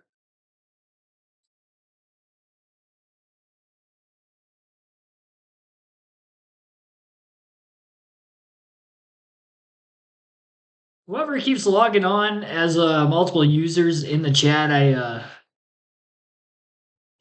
really appreciate it if you stop spamming. You know who you are. Appreciate you tuning in, but keep PG. Their swing at it, and Heather, this was the same condition they were battling in practice yesterday. 3 different times they tried to free him up yesterday, tried to take a big swing out today, and he is still battling that. You saw the chassis adjustment. And Taylor Gray battling, firing off snug and on the splitter. He said it built tight on exit as the run went, but he also said he can't be any freer in the rear. He's at his limit there, so a slight adjustment for the 54. Also in Raja Karuth, his crew chief reminded him, get into the box better than the last pit stop. He said, as far as feedback for the car, pretty good, snug late, so wants to be pre-up at the end of the run. Yes, and race off pit road. What a pit stop for the 2-team. Jesse Love up 3 positions, will be the leader on the next restart. Chastain loses the lead, falls back 2 spots to 3rd. Corey Day and that 17 crew have been very fast on pit road as well, gaining 3 positions again. They've netted 7 positions in the positive direction between the 2 stops so far. Brandon Jones gets a couple more back from what he lost on the first one, but Carruth maintains in 2nd. So again, it is going to be another new leader for the first time today.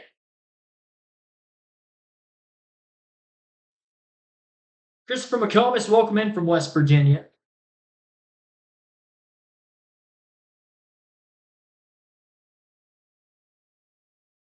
What'd you miss? Missing while meal prepping.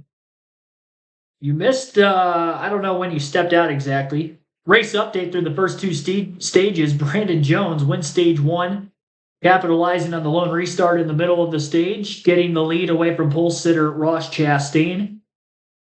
Losing 7 spots on a slow pit stop at the end of stage 1 gets Ross Chastain the lead. He never looked back. He led every lap of stage 2 to win the 2nd stage, with Roger Carruth bearing down on him late on that longer green flag run in stage 2. And now Chastain lost the race lead on pit road, and Jesse Love for the first time leads after gaining 3 positions in the pits and going from 4th to 1st. Track position is huge here at a track like Dover. Across any series, there isn't a lot of tire fall off, and it's very hard to pass with how high rated the speeds are in the middle of the corner. There isn't a lot of off throttle time. Short racetrack, momentum up at an all-time high, so when you do have to lift off the exit of these narrow corners, seldom you can find drivers getting into trouble there, and that's how they lose their position on track. Haven't seen much of that at the very front of the field.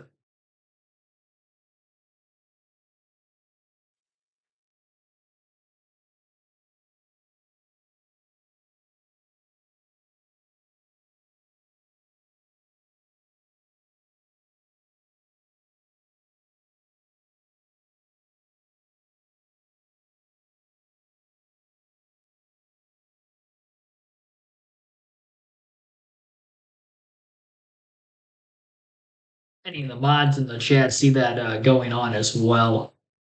Feel free to take care of it. They're not bots. They're not bots. It's just, it's one person logging into different accounts.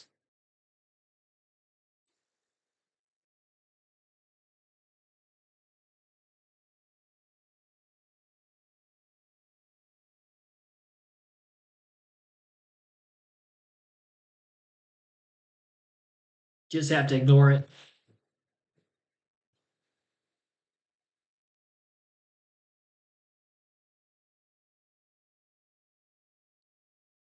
Where you finish, only one of the last 19 Dover races were won by the driver on the pole, but don't count Ross Chastain out just yet. That might not be the worst omen, because get this, stage 2 winners went on to win 6 of the last 12 Dover races. So we'll see if the 9, Ross Chastain, can continue their dominance today, Dylan.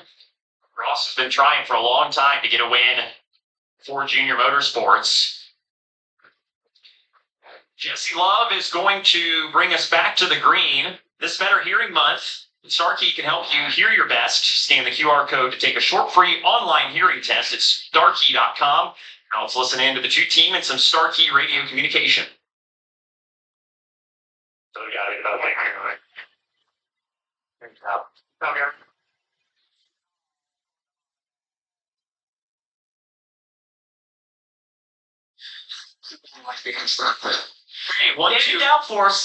Want to give credit to the 20 team. We talked about that bad stop in stage 1. They responded with the fastest stop of the day to get their driver back into the top 10 to start this final stage. So the 20 team doing what the 20 team does there on pit road, and the 2 team doing their job as well to get their driver the lead.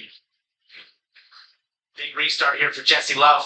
First time up on the front row there. On the outside, we've seen Ross struggle to get the launch, so let's see how Jesse rises to the occasion.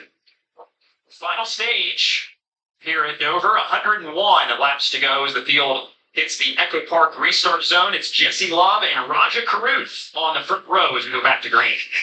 Just did a nice job right there, almost getting a little push from Chastain, who's behind him. We've seen the 88, though, be so good on the bottom. It's just all about how loose they get down into turn 3. Raja have to really decide something down into this corner. There it goes. Wow. Together. Wow. Damage. That's tough. Josh just got a little looser than those other guys. You just got to be so disciplined knowing that car's on your outside. Jesse Love, I'm sure, is furious. Gave him a little bit of room. Marty Lindley there, the crew chief of the 88. Obviously upset about what happened there. And I think, we've seen it, as you mentioned, every restart, you're on lower air pressure. That car on the outside has so much leverage to take the air off the right side of your race car. Already that car on the inside is compromised in the pull they're entering the corner. There's a lot of washboard bumps down there. And we've seen that every time the inside car get loose. For Raja, it got very loose. Both these drivers knowing this is an important restart. As we look back, he had positive momentum by side drafting as he gets down the corner. Jesse was giving him space. Plenty of room on entry for sure. You can see there as he starts to hit those bumps right at the basic end of the entry, that big hop in the rear, that takes the rear out of the racetrack, and he starts chasing it up into the 2-car.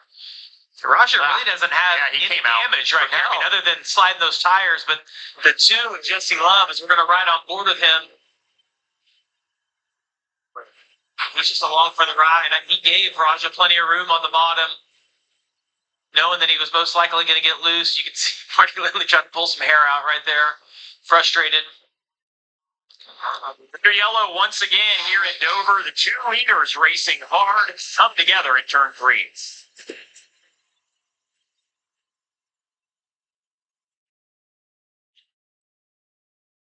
Well, that's unfortunate. Raja Caruth overdriving the entry on the restart to try to hang with Jesse Love. Takes himself out along with Love. A lot more damage on the 88 than what there is for the 2, but unfortunately, that's going to still knock both drivers out of contention here. Quick cleanup, and Ross Chastain, meanwhile, back in the race lead after losing 2 positions on pit road, able to bypass the 2 cars wrecking in front of him after winning stage 2 to get back out to the lead again. Third different time he has now led today. 8 lead changes total just past halfway through the race, and this is our 5th caution. First incident of stage 3 on the opening lap, opening green flag corner of the final stage. We only had 5 cautions yesterday in the truck race. And the same exact race length as what we have today, 200 laps, 200 miles around this 1-mile oval. So already as many cautions here this afternoon.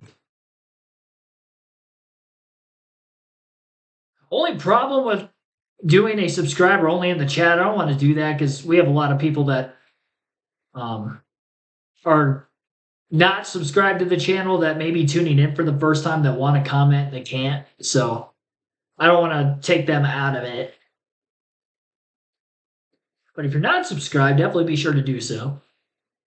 Helps the channel out a ton. We're here every weekend with NASCAR-related content on the channel. Live commentary streams for Truck, O'Reilly, and Cup races just like this.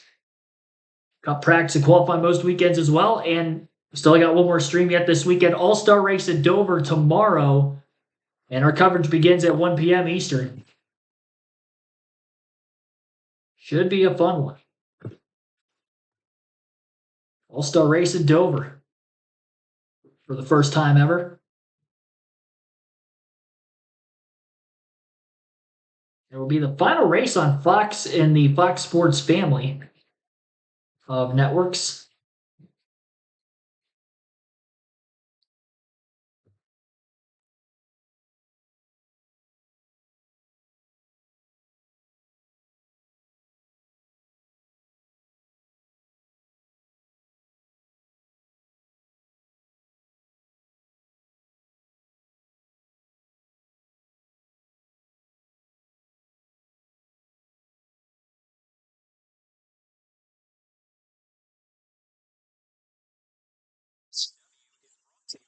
Wolf Corral. Wolf Corral honors our nation's heroes.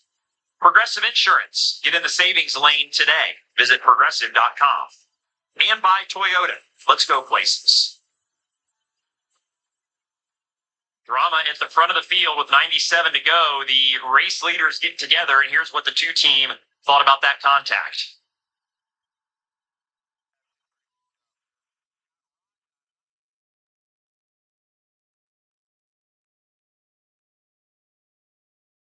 First time these two have had issues this year, you remember. Let's get the other side of the coin and the thoughts from Raja Karuth and his team.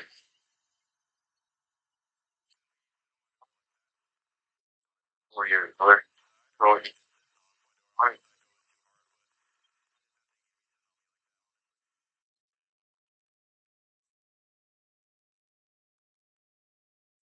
think the two gave him enough room. Plenty. Yeah, Raja just overdrove the corner and slid up, and when he got so high, he got loose underneath him. Like you can't place blame on the 2 car in that situation. Yeah, as you mentioned, these two have a bit of history. This is the second time we've seen them have a run, and this is Marksville earlier this year. They had multiple run-ins this race. There's one running to the other. Now the 88 running the 2, and then eventually the 88's going to go for a bit of a ride to finish the race. They end up talking to each other afterwards, which went on for a while. They said it was squash, but why do you push so hard this early in the race? Well, less than 100 laps to go. Short race. Getting control was so important. You saw that from those 2 drivers there into 3. Back to green, field through the Echo Park restart zone. It's Ross Chastain and William Sawallich now at the front of the field. Ross has done a great job on the outside. You got to know these guys understand exactly what happened. You see Ross gets a big run down the backstretch. Sawallich is able to get back in line. The inside, though, for all these guys, super loose in the entry to turn 3. So they back inside of him right here. Feeling racy, dialing up the inside lane. Looking to the inside for the race lead. He's got it. Wow, Ross had to go way up the racetrack. Williams able to run right around the bottom of the track. Great job by the 18 to get to the lead. Strong move. Sawallich to the point. Brandon Jones, Carson Quapple racing here for position. You gotta wonder if the balance is just way off on Ross. Did he not get his tires clean? It looked like he did a nice job through 1 and 2 on the initial start, but man, just could not hold the bottom where he wanted to be a lap later. He's in danger of maybe losing the second spot. Taylor Gray has closed in on that battle for position. Not firing off the way he was earlier in this race. Don't know if it's just lack of adjustments or what, but definitely looks more vulnerable than we saw earlier when he was able to get to the lead and sort of get away. Yeah, and William getting to the lead, we've seen how important that is. You mentioned why Raja was racing so hard. I mean, he's over a 1/10 of a second quicker than those guys behind him. Just ran the fastest lap of the race for William. And these are the first laps that he's led here at Dover. Race here for 4th, Corey Day and St. Mayer. Corey Day has fought that car all day long. Every time we look up, it looks like it's out of control. Been having to run a little higher than most. Still in great position, though. Yeah, this is about as far forward, I think, as he's been since the start of the day. And the left side of that car you'd think might be beat up. He's had a car on the inside of him almost 90% of this race. See the 7 car, Allgaier right behind him. His highest running position all day long as well. 7. Ooh, Corey Day on the straightaway almost like he got into the wall. He seemed fighting to get back to the bottom. Allgaier starting to go on. Ruth involved in another incident, this time with Harrison Burton. Caution for the 6th time.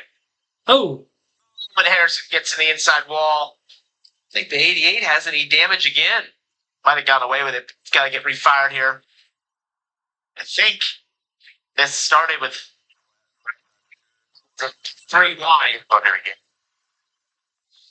Marty Lindley, the crew chief, and tough break for Harrison Burton, who qualified well, was having a good day. We see Sammy Smith as well. He may have gotten a piece of it in the 8. Well, I think he might have been the instigator. Causing this to be 3 wide. They went off into 3. Everybody able to drive away from the scene. Here's Harrison Burton. He gets loose. You see Raja gets to his inside, and then behind you see Sammy Smith trying to capitalize on that run and just got Raja up out of the groove a little bit. Then he was just trying to catch it for the rest of the way around the corner, and poor Harrison Burton was just innocent victim in all that. It's really 3 cars to 1. I know it looks similar to what happened to Raja with Jesse Love, but in this case there, with the 8 getting there so late, Raja couldn't turn down, so then he's in a compromised aero position. It's 2, right? You can't yank on the wheel. When he's in the compromised aero position against the 24, he's just trying to catch at that point, going up the racetrack. This would be a great perspective as we ride on board with Sammy Smith. See Harrison check it up and lets the 88 check up. He gets in there and then thinks better of it. I can't force it 3 wide, but it just put the 88 in such a bad angle, bad position. You get spooked. You kind of pull on the wheel.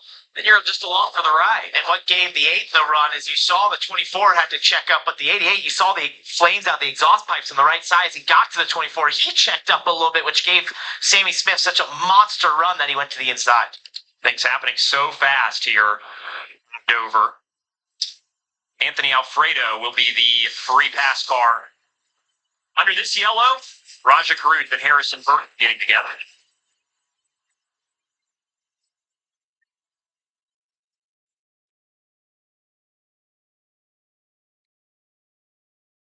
Yeah, tough day for Roger Caruth in the office, that's for sure.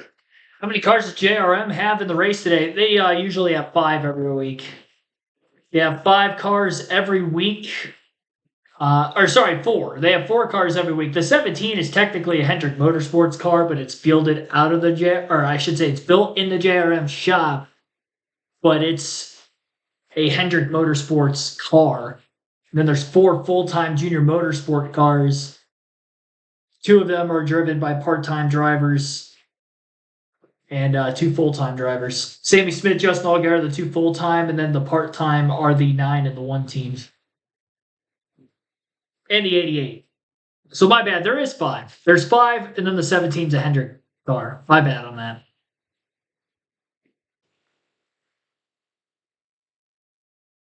Sorry, that was a bit confusing. 5 cars, 3 part-time, 2 full-time. The part-time rides make up the full season for the other 3. So owner's points, they would have 5 full-time, just 2 of them are driven by 1 driver.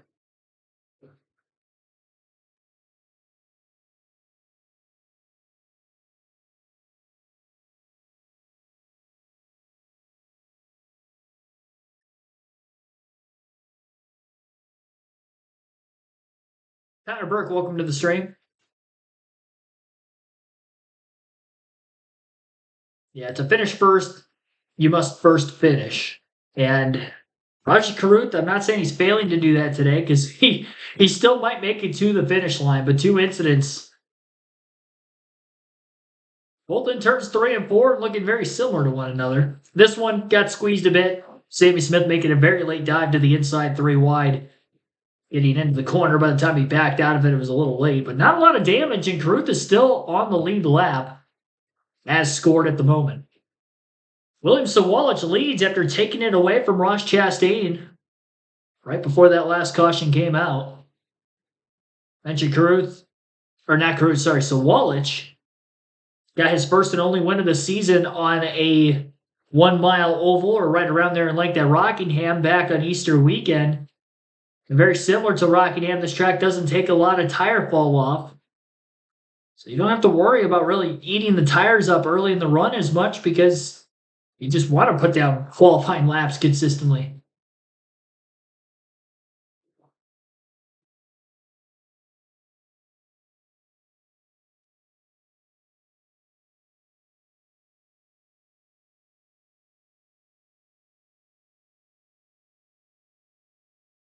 Jesse Love with the Govex on board, back on pit road to continue to patch up the damage on that 2 from contact with this car, Raja Caruth, who has been involved in the last 2 yellows. As we look at our golden moment brought to you by Golden Corral, has been a troublesome last 10 to 15 laps or so for Raja. Did a great job at stage 2. Was really competitive, but then got this restart on the front row, got loose underneath Jesse Love, and then this, trying to come back through the field. Just awkward positioning there with Sammy Smith getting a run to the inside.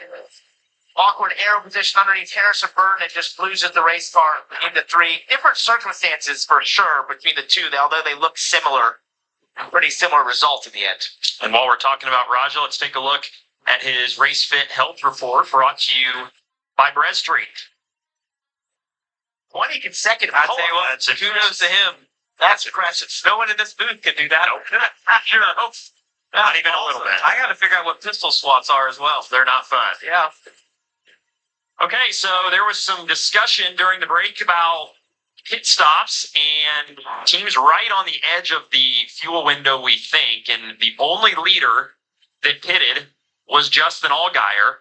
So let's check in with Heather for more on what the 7 teams' game plan is here. And Dylan, their discussion was that they may see everyone pit because it's so hard to pass. But listen to this communication brought to you by Starkey on why they also pitted there. Not even a vibration. It's just a balance, and I'm seeing a brake pedal kick back whenever I. Right now, I think we gotta come down and put gas in it. And make sure everything's tight. I mean, Well, most likely that's a brake issue. The rotor's pushing the pads back is where you get that little bit of vibration and a long pedal. But they came down just to make sure all the wheels are tight. They'll go around and look at it, get it full of gas. If it goes green, he might be in a great position. Andrew sat down now, ready to watch his driver go to work here. We go back to green with 83 to go. Sawalich and Chastain the front row, and Ross getting swarmed right away here for the second spot. And an aggressive move by Corey Dana there, trying to go 3 wide the inside of Sam Mayer. Didn't quite work out as he falls back behind Carson Quapple, but really aggressive move. Look at Taylor Gray on the inside. Ross, again. Ross has struggled on the restarts. He lost the lead to Sawalich last time. Barely hanging on right there. Taylor Gray back to his inside. Here for 2. Ross just watched the 88-2 get together in this exact same scenario to think it's got him alert of what the 54 is doing and where he's at on his door.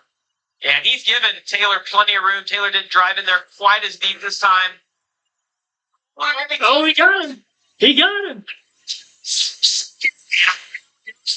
Oh, To the inside wall. Caution for the 7th time. over-aggressive battling at the front of You the gotta field wonder multiple for times in 7 stage here, though, 3. does that, if you filled it full of fuel, how close are you now? You might get to have all that track position back. To be honest, I did not expect the 54 to get the worst end of that deal. The way it looked coming off the corner there. He wrecked himself trying to stay off of Ross, and this racetrack, the way that the banking falls out on the exit of the corner, gets so narrow as well off of turn 4. It's almost like once you start having that contact, you just get glued together. As we see, this is going down into turn 3. Get that to play. See, Ross gives him plenty of room. Then Ross a little slow, getting back to the throttle. Taylor gets back to his inside. Narrow exit for the 9, but I think it was really the contact from Sam Mayer into the 54 that spun around. I think they all would have most likely caught it right there. Watch Mayer behind these guys as they start to check up. I think that's ultimately what sent the 54 around.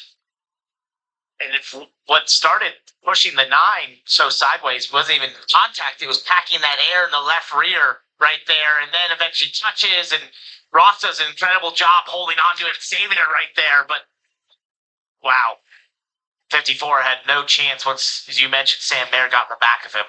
The 9 did get some right rear damage there. You see this wall contact. It doesn't even really look like the 54 and 9 touch, just as you said. Enough air packed on the left rear to send the 9 into the wall. Can't believe Ross saved That was a great save. And that is what drivers love about this part. You can car ahead of you with utilizing air, which makes it able to pass, but the downside of that is at times it can cause an issue that you weren't intending to cause just by being too close to them. Kim, you have an update on the 9? Yeah, enough damage on the 9 to send some additional crew members over the wall with Bear Bond. Go back over to the right rear. You see that crew member back there. fixing that damage. So obvious. Oh, and he's got a hammer out there too. What about the There's hammer? the bear bond over here in a second. The mallet just taking it to the car. Now you see the bear bond. That deck lid obviously needs to go down before they can go back green on the Ross Chastain machine. They've got the heavy artillery over there on the 54. The power tools coming out to try to cut away that right front. I think I let that guy have the hammer. I take the hammer away from him. Hey, the beneficiary of this yellow is going to be Raja Caruth. He'll get the free pass and get back on the lead lap. Pit road is open here. This is a little bit more comfortable to make it to the end on fuel. And everybody going to hit pit road here for what will be their expected final stops of the day. We had the Progressive Pit Road and Kim. Yeah, as this does make a long run on tires. You see Carson Quapple there. Top of your screen, that chassis adjustment. Super Free entering the corner, he said, but tight on exit. William Sawalich also in. He had some troubles firing off earlier in the race, but otherwise, most recently, he said fire off is great. Heather? And Sam Mayer's comments after that incident was, it all happened so fast, I wasn't quite sure how that went down, but he said he's still happy with the balance of that race car. They're going to do 4 Goodyear tires at Sunoco Field here for Sam Mayer. Aggressive race off pit road. 18 going to win that easily. Brendan Poole and Anthony Alfredo, Star Foley as well, trying some different things here. Oh, we got one loose. Somebody's going to get a penalty. What about this guy? Yeah. This Syrian Rover Street got to feel pretty good. That's why he sat down. He's like, I know what I'm doing. One guy are going to be in a great spot here when we go back to green. Under yellow for this incident with Ross Chastain and Taylor Fred. There were a couple other cars other than Justin Allgaier who came to pit road the caution prior and chose to stay out, so he's going to have a few extra cars both in front and around him. Austin Green going to be the race leader. He was actually a little bit higher in the running order than Justin Allgaier when that last caution ended up coming out. Andrew Patterson in the 32 also staying out on the racetrack. And Sam Mayer staying out again. Dean Thompson. No, Mayer came into pit. The drivers who stayed out were Austin Green, Justin Allgaier, Andrew Patterson, Dean Thompson, and Harrison Burton. So the top 5 stay out of the pits. Burton's got some damage after that contact in the crash in the second to last caution with Raja Caruth. 3 early yellows in stage 3. A caution abundancy, if you will. And a lot of start-stop action. Kenneth Clark, thanks for tuning in.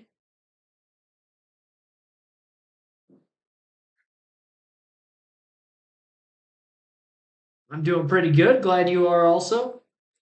Our like goal is to get to 50 likes on today's stream. We are at 39 right now, so be sure to hit the like button if you haven't done so yet.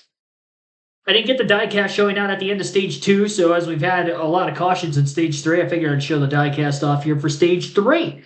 This weekend, we got a guy who competed for championships in the O'Reilly Auto Parts Series, the then NASCAR Nationwide Series back in the early 2010s when he was a championship contender year in and year out. That's Elliott Sadler. This is his 38 M&M's Ford, and this is from 2004, the first year of the Nextel Cup Series season, a classic. And when I think of M&M's car, if you don't think Kyle Busch, I think of Elliott Sadler, Kenny Schrader, another one there in the late 90s. Ernie Irvin, I think, drove the 36 car for a short time as well with the M&M's sponsorship. But this one, a classic from my childhood in the then Gen 4 era, Elliott Sadler.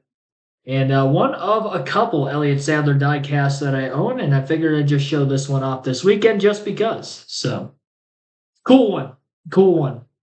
Ford Taurus, Robert Yates Racing, number 38. And I'll make sure I get a couple of diecasts showed out for tomorrow during the All-Star race. I'll do one at the end of segment 1 and segment 2. We'll be consistent with those again going forward now that I have some diecast with me. I was in the middle of a move over the last few weeks, so it's kind of been on again, off again as to whether or not I actually have diecast with me. I got a few of them, so I'll have a couple more for tomorrow. Lights are out on the pace car. Field is doubled up, and they'll be going green this time by. Justin Allgaier going to be on the outside of row 2 for this restart. Row number 1 is going to be Patterson on the inside, and the control car, Austin Green, on the outside. 11 lead changes so far, and Green trying to get that fire off. Green flag is going to be back in the air. Pit strategy seeming like it's working out for those drivers who stayed out right now. We'll see if they can hold on to it. And how quickly can Justin Allgaier maybe get to the lead on a couple of drivers who were just in front of him when that last caution arrived. Allgaier quickly gets by Patterson into turns 3 and 4. Sweeps to the outside and clears green off the exit of turn 4. 3 wide for third place as William Sawalich to the bottom of the track was the race leader when that last caution came out. Corey Day in the 17 racing to the outside 3 wide as they try to split by some traffic. Dean Thompson in the 26. Not going to cut a lot of room for Corey Day. Day has to lift to keep it off the outside wall. Austin Green slipping and sliding around on the bottom. Harrison Burton up to second place, even with that slight bit of nose damage after the contact and damage with Raja Karuth a little bit ago. 3 wide, turn 1 again. Carson Quapple, Brandon Jones. Slower car of Patterson, who stayed out also in that outer lane. And we've got another caution and a crash. Garrett Smithley is around in turns 1 and 2. Caution for the 8th time today. Garrett making his 300th NASCAR National Series start today. Doesn't look like too much damage. This is not what Allgaier wanted. He had that little bit of a gap, had the track position. Now he's going to be vulnerable. He contacted rear, where I'll look at it when you get back through here. Garrett was 24th at the time of this yellow. But I think for Justin Allgaier and Harrison Burton, if there's any fuel concerns, another caution most likely here. Hurt you on one aspect of the track, like the other guys being able to catch back up, but we're standing up in it. Now we know how to take it. Might be closer on fuel than we're thinking right now. But I do believe this caution should help them in that regard. And considering how well that restart went, yes, it puts Sawalich and Day a little bit closer, who maybe have been a little faster today, but I think I'd take the front row. But we've seen so many guys that lead this race and then fall back to 5th, 6th, 7th, and their car drives terrible. Yep. I don't really know what Justin has. I'd love to hear what he thought about those last couple of laps, having clean air, how different balance was for the 7 car out front. Sawalich has done a nice job too on the restarts all day today. Has been smart but aggressive, and did so again there to take advantage of those fresh tires. Got through some of those cars on older tires, and now has put himself in a great spot to contend with Allgaier at the front of the field. And still going to be mixed up at the front of the field with those older tires. Here's a look at Garrett Smithley, already spun around there at the top of the screen. Yeah, hard to tell exactly how he ended up in that position. Hopefully that was not SS Greenlight on SS Greenlight there with the 0 in the 07. He was the other car there in the mix. All right, Heather, we've seen Andrew Overstreet standing and sitting, and he's back on his feet again. How's he feeling down there? Yeah, we're going to check in with Andrew right now. The booth wants to know, they've seen you standing, kind of pacing around. How are your nerves right now? It's pretty good. When you got Justin Allgaier up there, feel pretty good anytime you're up front. So we had to do something different to try to get some track position, and we're in a good spot fuel-wise. So just see if we can hold it off the rest of the way. Now, you told me you have bullet points on the whiteboard in your office. What's the one for this weekend that you said?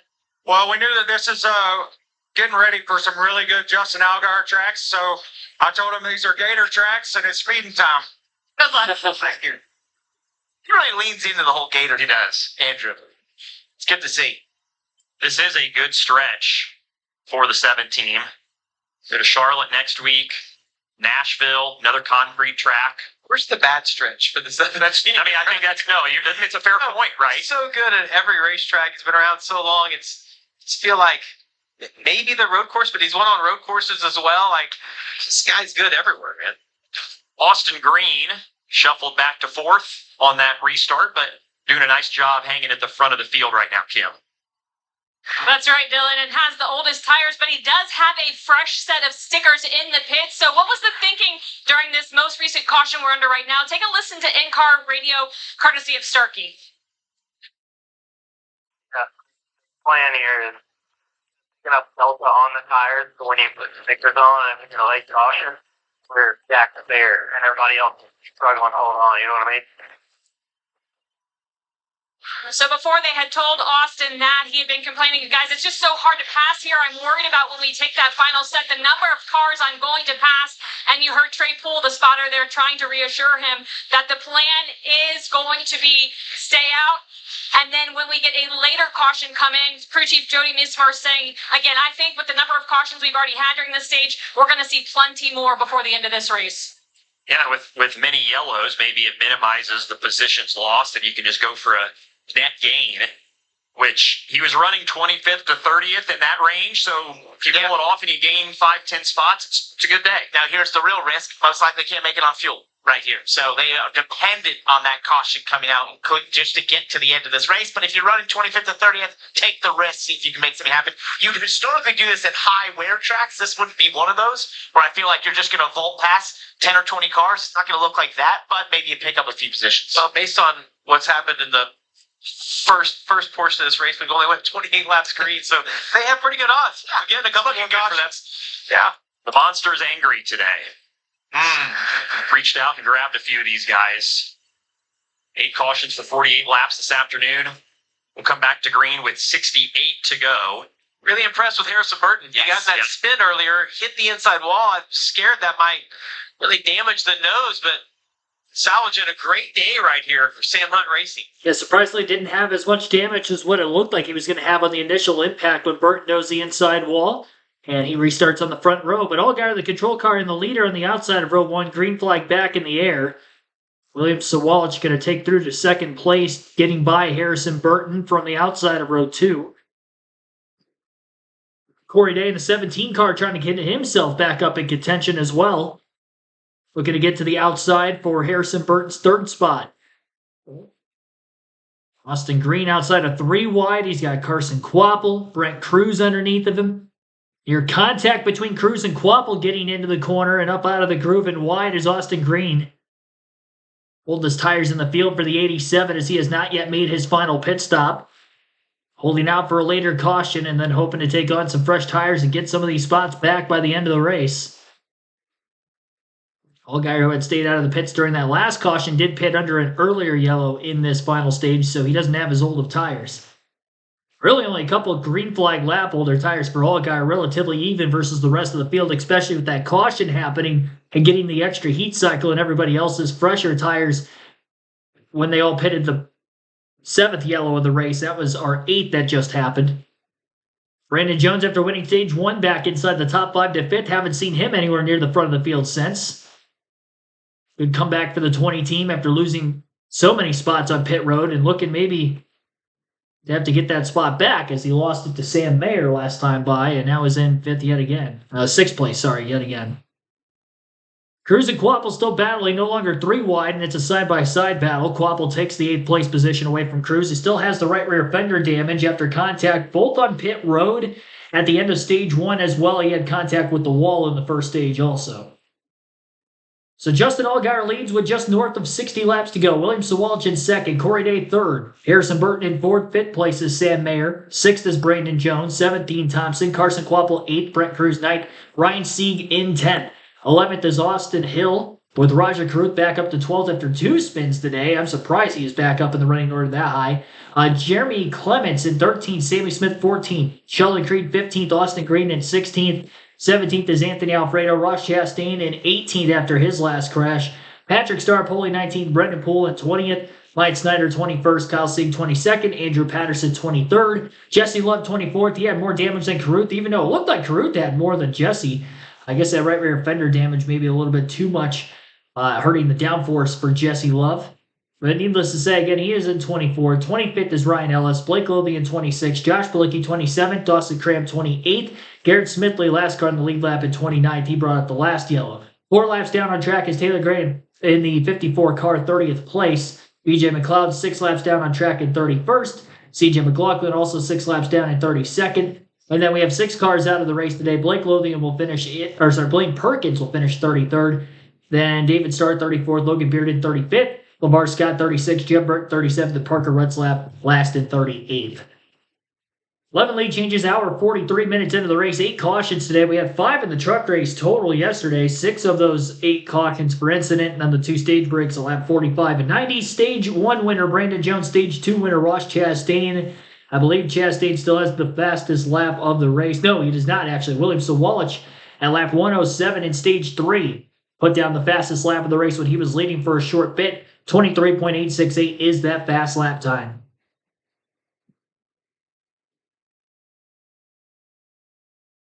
And 58 laps to go this time by. Allgaier's lead about 9/10 of a second over Sawalich. 3.9 seconds already back to Corey Day in third. And Sam Mayer 4 seconds out of the lead in fourth. And a tight battle between Day and Mayer for position also. Cars racing for third. It's time to go full throttle with Sound Gear. Wherever sound is a problem, Sound Gear has the solution. Scan the QR code to learn more at soundgear.com. There you go, a little crank it up action.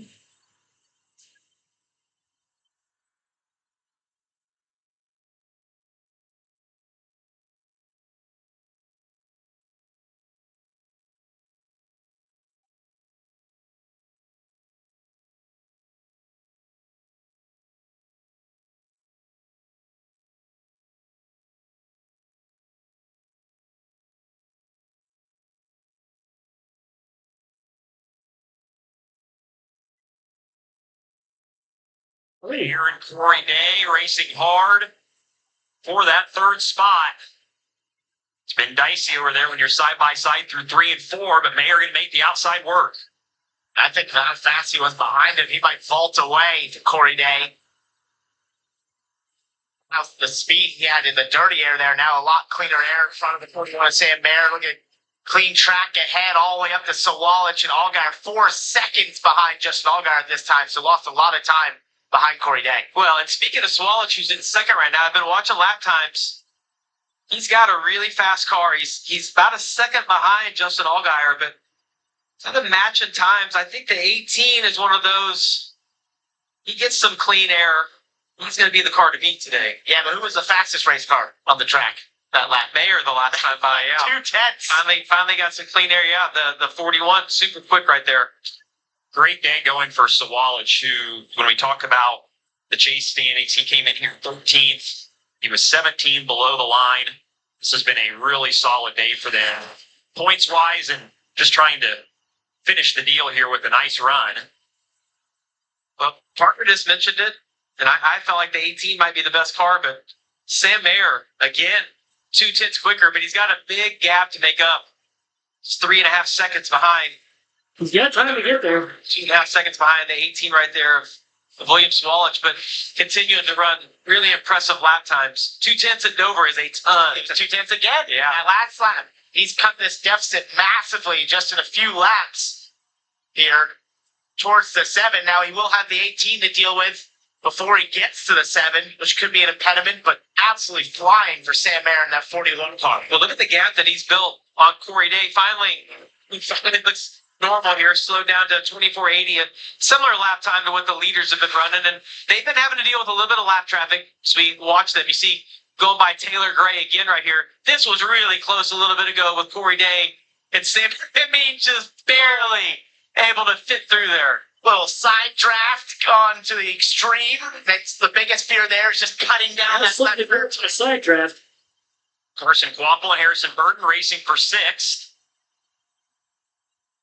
Harrison and Dean Thompson, as we mentioned, both SHR cars in the top 10. Little moment there for the 24 off turn 2. Quapple has to fall back in line.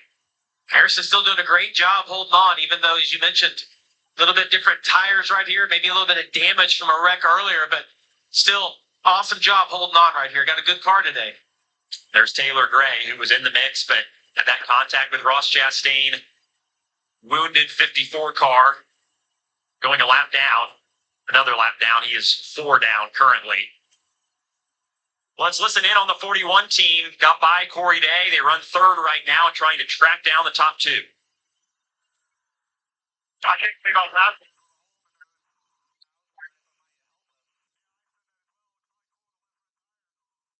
As you can see, they've got a little bit of damage, like right in the center of the nose there. So hit something on the racetrack. Yeah, the left front. Well, that hits it in. Yeah, it's the damage probably from where he got into the back of Taylor Gray. Right. We saw them all check up. That accordion effect poked a hole in the nose. He was the fastest car on the racetrack once again that last lap. Yeah, look at that right there on the left. You see that comparison of these lap times they've run. You see that final lap about a tenth quicker. And some of that's dependent on traffic and who you're around on the racetrack. But consistently, each time you look at timing and scoring, the 41 of Sam Mayer is the fastest car on track. Yeah, down to 3 seconds behind Allgaier. And just 2 seconds now behind Sawallich. You can see it, that the gap is closing. Yeah, the one thing about Dover, too, though, is as you see Allgaier catching more lap traffic right here, you can get held up a half second easy here in one lap if you time out that wrong or if they run a different line than what you thought they were going to run on entry. So 3 seconds sounds like a lot, but it can be made up as Mayer once again runs about a tenth quicker than the leader. And Justin's about a half a straightaway from running into a large amount of traffic. So as this continues under green, 46 laps to go. There's a ton of time around this racetrack. He is definitely going to hit a huge amount of traffic at the end of this front straightaway as he gets up there. So that's going to only help Sam Mayer if Justin's able to get held up. Yeah, it's Josh Balicki who's straight ahead here in the 07. But after that, this group right here, yes, that may pose a problem for the race leader. And he's having a hard time getting by Balicki right here. The bottom is not where he wants to be. His car's running a little better higher on the racetrack. Has the momentum on the exit. We'll see his lap time right here. How much does he slow down? Yeah, that was about 3.5 or 4 tenths slower than what he ran the lap before. And as you look at that lap time difference back to Sam Mayer, it's down to 2.5 seconds now. So Mayer catched him quick.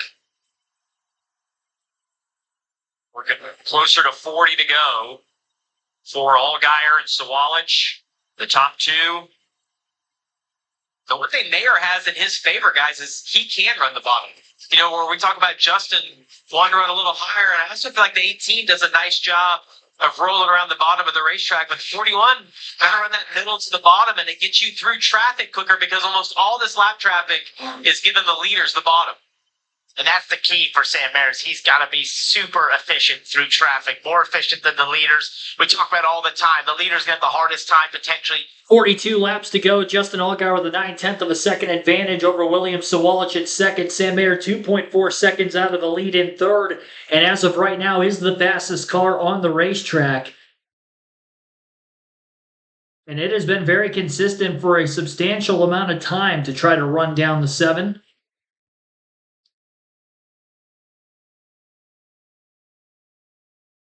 More lap traffic is going to be right in front of the race leaders over the next couple of laps up until this, as a caution is out. And for the second consecutive yellow, it is Garrett Smithley. And a lot of right rear damage to the back of that number 0 car. Right rear tire coming apart, shedding a big chunk of the fender out, a spin on the front stretch as well for Smithley. With 41 laps to go. Our 9th caution of the race today. 4 more yellows already than what we had in yesterday's truck race. And still 40 laps remain. Most of these teams took their final set of tires except for one lone car, and that would be the 87 of Austin Green, who is still on the lead lap.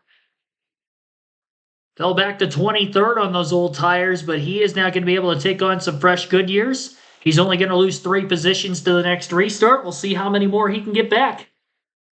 Everybody else has scuffs left, but nobody else has fresh Goodyears. It's going to be a fun watch.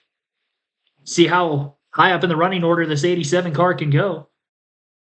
He was running 20th or worse for most of the day before trying this alternate strategy. And this is the strategy Ross Chastain tried to pull from the lead yesterday. It just didn't work out for him. The right rear tire was already apart on Smithley's car. You could see that there was a lot of fender damage as he was spinning before he made contact with the outside wall. He actually barely hit the outside wall.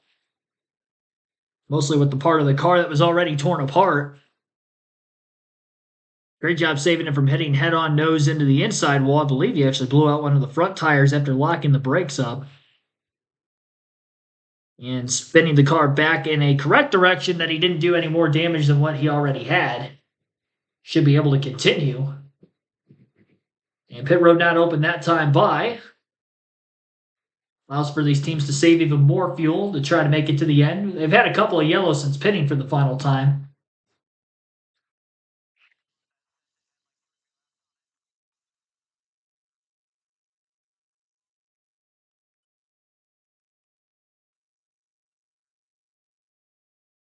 As a driver, you're out there and it feels terrible. But the reality is, it's so hard to pass at this racetrack. Yeah, I don't think 3-lap-old tires is going to do anything for Justin Allgaier, and he's doing fine as the leader anyway. If people come in to take scuffs, I don't think there's going to be enough drivers that will come down either for that to be too much of a disadvantage. I think you have to stay out on the track if you're the race leader, and a lot of these top contenders. Austin Green definitely going to be coming into the pits. 35-ish to go. Yeah, and based on where he ran earlier in the race, this is a perfect scenario for the 87 team. You get to have fresh tires. They're going to have similar track position to what they had earlier, but with better tires than everybody. So hopefully they can get a great finish out of this. We'll see how much of a difference tires make on that car. Jesse Love coming back in for more repairs as he's got some damage. So a few others at the tail end of the lead lap coming in, but not many. Has some damage from the earlier contact with the 88. Let's go to Progressive Pit Road and Kim. And remember, Austin Green last in lap 95 for tires and fuel. So was getting a little closer to that fuel window. This caution came at the perfect time. Remember, they were looking for a big enough delta on the tires that he'd have an advantage. So they'll get those fresh sticker tires on that 87. Austin saying he needed entry security. Center was tight. Going over the bumps, the car felt a little light, and then it snapped on exit. They did make an air pressure adjustment. Fuel going in that machine. So this caution fell right to them, and you can also see that chassis adjustment. Austin's been in the top 10 in 2 of the last 3 races, including a week ago at Watkins Glen on a different strategy. We'll see what they could do for the Garrett Smithley spin.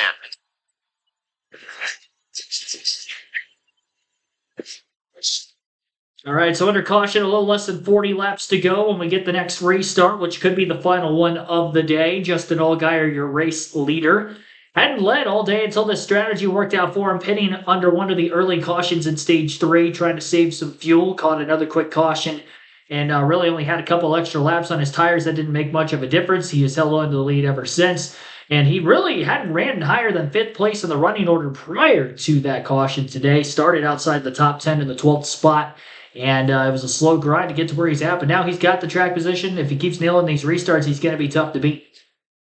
Austin Green came down, he put on his fresh set of Goodyear tires. The last green flag run lasted a little over 20 laps, so we'll see how many spots Austin Green can pick up. There are 26 cars on the lead lap. There were a few with damage at the tail end of the lead lap that also pitted with Green.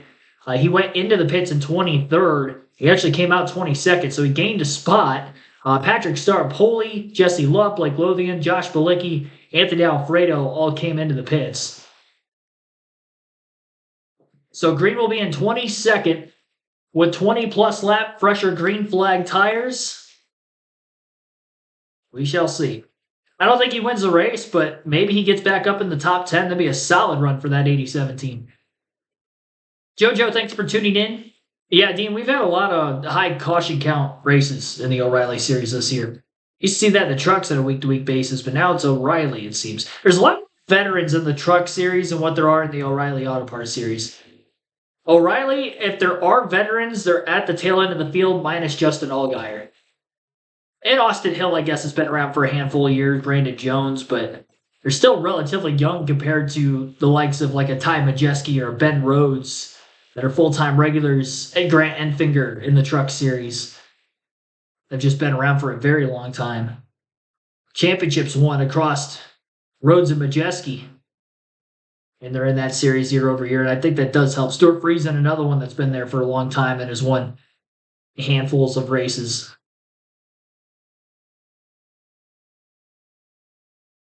And just over 50 people watching. We've got our like goal to get to 50 likes on the stream, so be sure to hit the like button if you haven't done so yet. We're at 44 right now. Live commentary coverage for tomorrow's NASCAR All-Star Race at Dover. Again, will begin at 4 p.m. Eastern. So 4 p.m. Eastern tomorrow on the channel. All-Star Race, first time ever, Dover Motor Speedway. Sure to tune in for that one. 350 laps are scheduled distance with 3 segments of 75, 75, and 200 laps. an inversion, I believe, at the end of segment 1.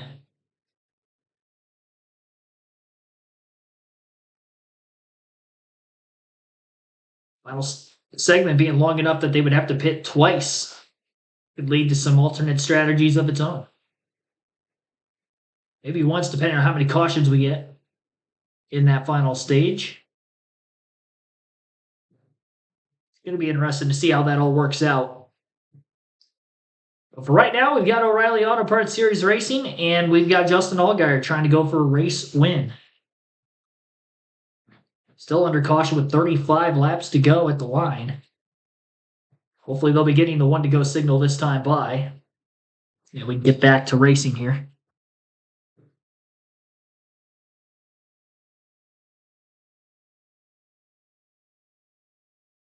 And the field is getting the one to go signal.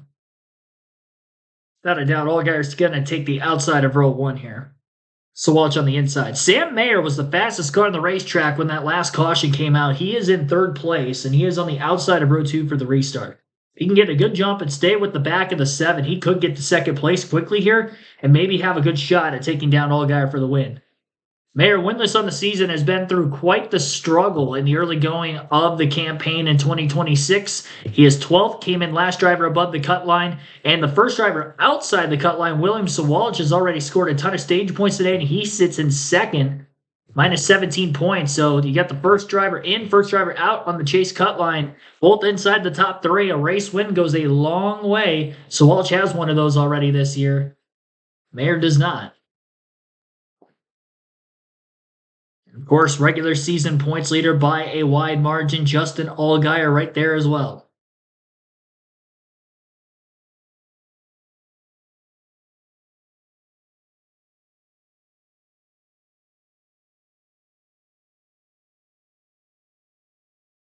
All right.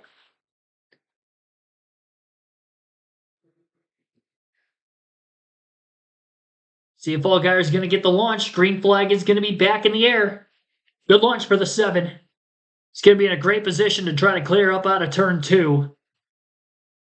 And he'll do so. And Sam Mayer did not get as good of a restart as he would have hoped, but he does stay to the outside of Corey Day as he battles for 3rd. Should be able to at least keep the 3rd place position. He is clear into turn 3 and pulls back down to the bottom lane of the racetrack. He's got to find a way around Sawalch quickly so he can keep from the 7 car pulling away from him and extending a pretty big lead. So Walsh has had decent short run speed. He didn't let Allgaier get more than a second ahead of him.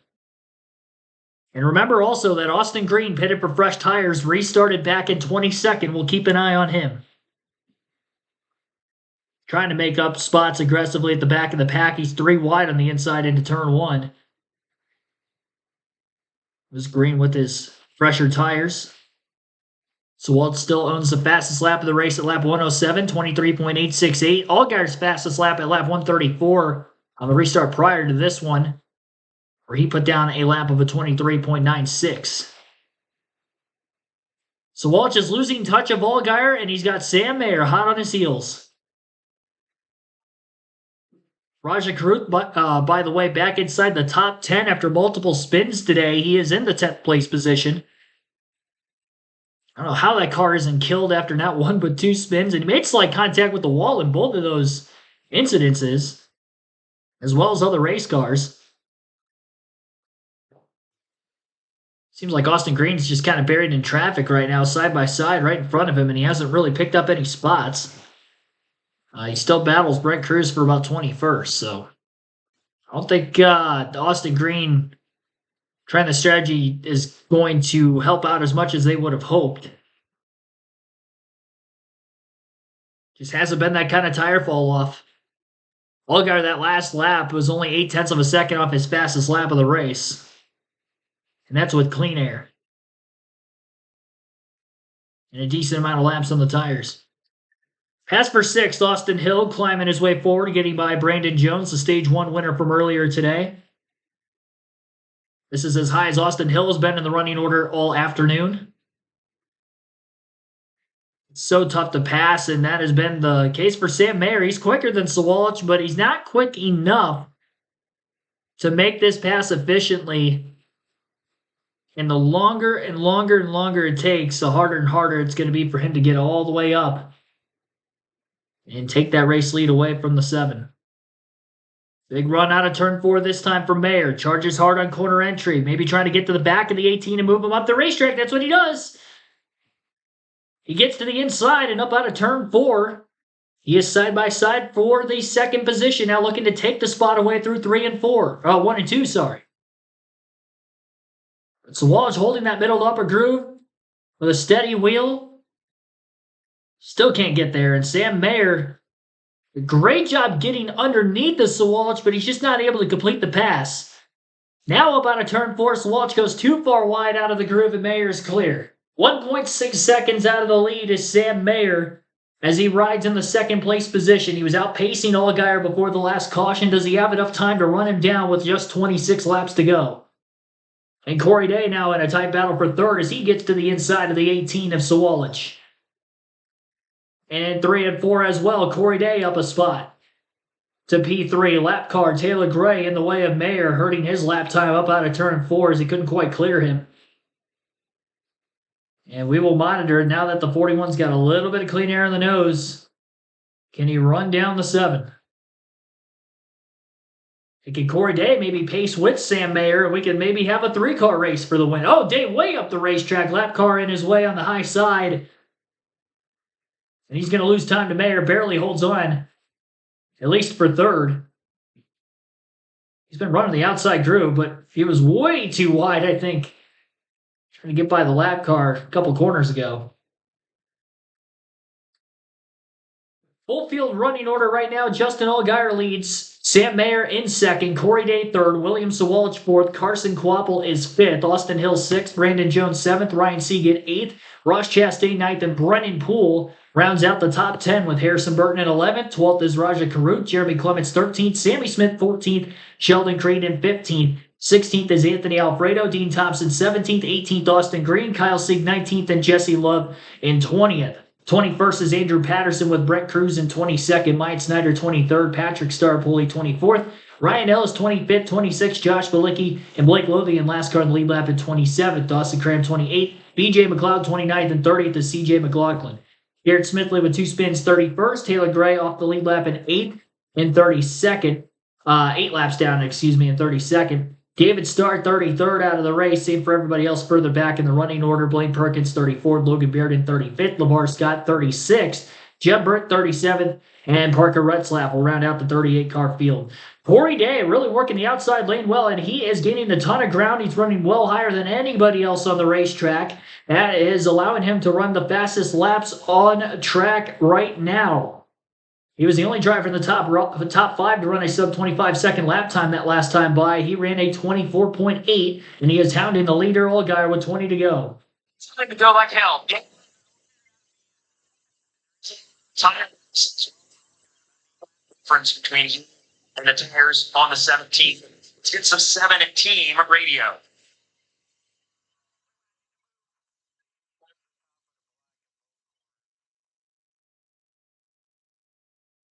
It's great information right there. And Allgaier's entering just a little bit lower. It takes a few laps to get disciplined enough to enter as high as what Corey Day is. But you got a great reference. You see Larson over there on the right-hand side of your screen smiling because obviously that's where he loves to run. But Justin's trying to do exactly what he needs to. He's got the information now. You're here, spotter, reference that. And you, as a driver inside of the car, you use the lighter and the darker part of the racetrack to kind of reference where you need to be. You know, Kim had a conversation with crew chief Adam Wall earlier this year where he talked about he expected Corey's first win to come at Bristol, where you need this bravado to move around and make speed. This is another place that fits right into that wheelhouse of searching around for grip and speed and just making it happen however you have to. And you can see it there. The last few laps, Day has been much quicker in the 17. Look, the best part of what we're watching right now is the speed is around the top of the racetrack. But it is a long ways from the bottom to the top of this. If Corey Day or Sam Mayer can catch Allgaier, it leaves him so vulnerable because if they run the bottom, you can slide up in front of him. It's going to be awesome if we can get to the end of this and the 17 can catch him. 17 is on the move, Kim. And That's right, Dylan. And you kind of likened this to Bristol. We had that conversation with Adam Wall, and he thought maybe Corey would run at Bristol. Well, so many drivers described Dover as Bristol on crack. And when he was talking to Adam, he said, despite Corey not having been at this racetrack, this is a high-speed track. You have to be able to mentally slow things down. So his sprint car background plays right into that. The ability to just slow down things at a track that goes so quickly. And the other thing is, the goal for this team was, remember, they had a great start to the season, and then Texas crashed on the first lap, had a DNF last week, and did not go their way. So Adam said the goal was to get back to where they were pre-Texas. I would say a second place and a win would definitely check that box. No doubt. Well, he continues to move the groove up right in the middle of the corner. Watch it higher. Yeah, it's in every lap. It's about 3 more inches that he moves up. And he's turning down, driving off just a little bit straight. Has tremendous straightaway speed with that. It's not 0.2 a lap. It's like 400s a lap. It's slowly. Justin has been matching him the last couple of laps, so Justin has adjusted to this. You mentioned discipline on the entry of the corner. I call it confidence as well. You need to have the confidence to go to the top side and know it's going to stick. Justin's had enough laps to feel it out, to adjust to running the top side, and has been able to respond to what Corey Day was doing. Mayer has moved up there too. Third car in the shot. Not quite as high as the 7 and 17, but the other thing that's helped Justin by being able to move up there is that the lap cars are given the top until the top was higher than they want to run. Yeah, 12 laps to go right now in the BetRivers 200 at Dover Motor Speedway. Justin Allgaier hanging on to the race lead. Corey Day trying to put some pressure on him late. Lone lap car to the bottom of the 7. That was the 42. And the 17 of Corey Day will get his way by through turns 3 and 4 also. Day's gotten it within a half a second. He was gaining ground on the high side, especially when the 7 and 41 were not running down there. He's still slightly pulling away from the 41 car in his rearview mirror in third of Sam Mayer, but Justin Allgaier starting to match lap times, taking a clean air advantage away from the 17 as well as just mastering how well he is running the outside on his own and managing the gap. I do think Corey Day's a little bit quicker than Justin Allgaier, but it isn't by as much as what it was until Allgaier moved up. And just 10 more laps to hold on at the Monster Mile now for the 7 of Allgaier to get his 4th win of the season and add on to an already tremendous regular season points lead. Past halfway through the regular season out of 26 races for the O'Reilly Auto Parts Series after today. It'll be 14 in, 12 to go. Allgaier already 155 points ahead of Sheldon Creed, and Creed hasn't ran in the top 10 at all today. I don't think he got any stage points, and he's still outside the top 10. Race win, he's going to have such a tremendous points lead. Corey Day, 4th in points, is 192 back coming into the day. He sits in 2nd, and with a race win, he could have a shot of moving as high as 2nd with Sheldon Creed having it off performance.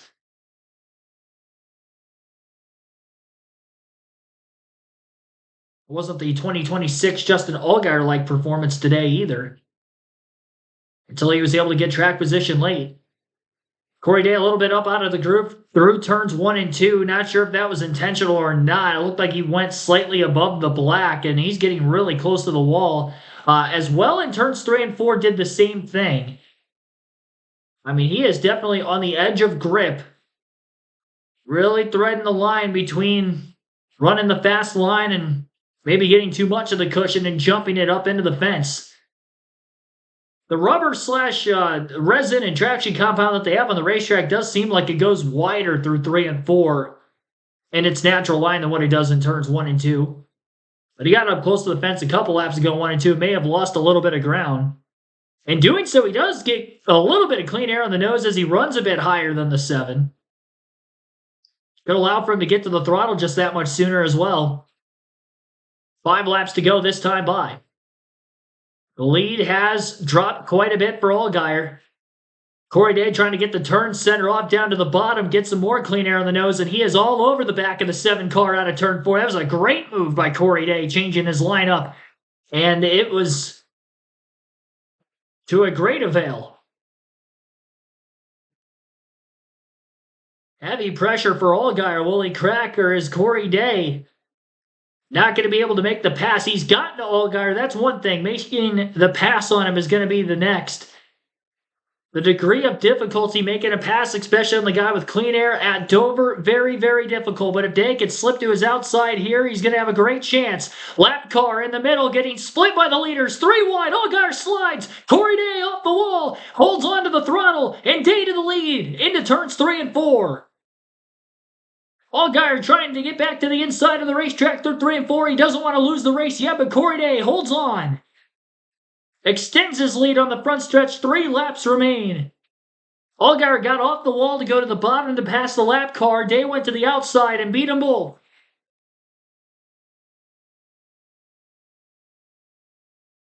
Opened up a sliver of an opportunity. The one chance Day had to get to the right rear corner panel of the 7, he took it. Got to the lead and now has 2 more laps to hold on, but he is pulling away.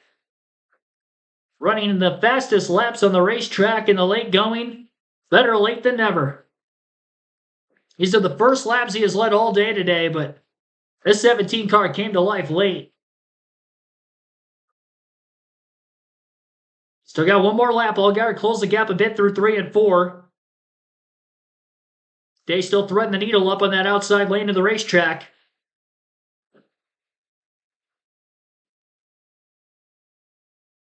I don't think Allgaier's going to get there. He's still about 3 to 4 car lengths back. Coming off turn 4 for the final time, it'll be Corey Day getting the race win at Dover Motor Speedway. Justin Allgaier comes home second. Sam Mayer in third. William Sawalich fourth. Austin Hill rounding out the top 5 in fifth.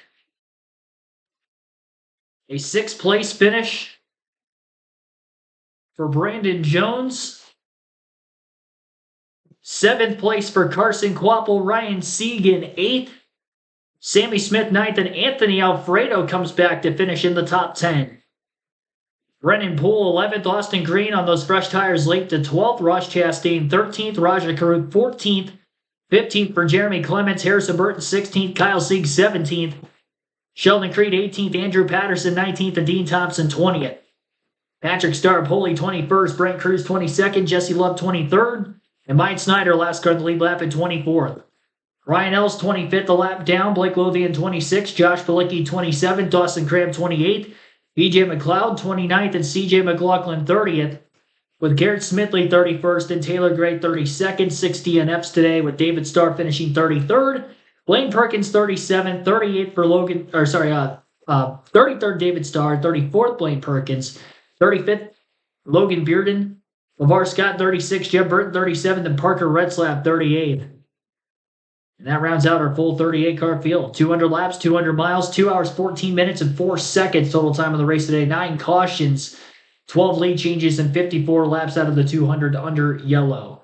7 cautions per incident, 1 in stage 1, 1 in stage 2. And we had 5 cautions per incident in the 110-lap final stage.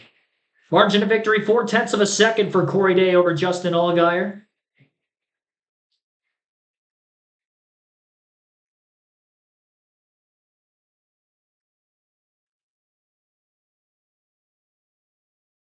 Corey Day led just 4 laps today, but it was the 4 most important laps of the race. 71 laps led for Allgaier, most in the race today, but finishes second. 1 lap led for Mayer, 15 for Sawalich, 31 for Brandon Jones, who was the Stage 1 winner. Ross Chastain in Stage 2 led for 68 laps, second most in the race today, finishing 13th after getting involved in a crash in Stage 3. As did a few other of the leaders, but surviving the day and winning Corey Day. 2nd win of the season in his rookie season in the O'Reilly Auto Parts Series. His first at Talladega just a few weeks ago. 2 wins in 3 weeks for Corey Day. So my phone died right as the leaders were on the cool-down lap after the race, so I don't know that I'm going to be able to get a interview with Corey Day at the finish. So I'm not even going to be able to listen to that on my own. So I apologize for that. It probably already happened. It takes my phone a minute to get a little bit of charge in it before I can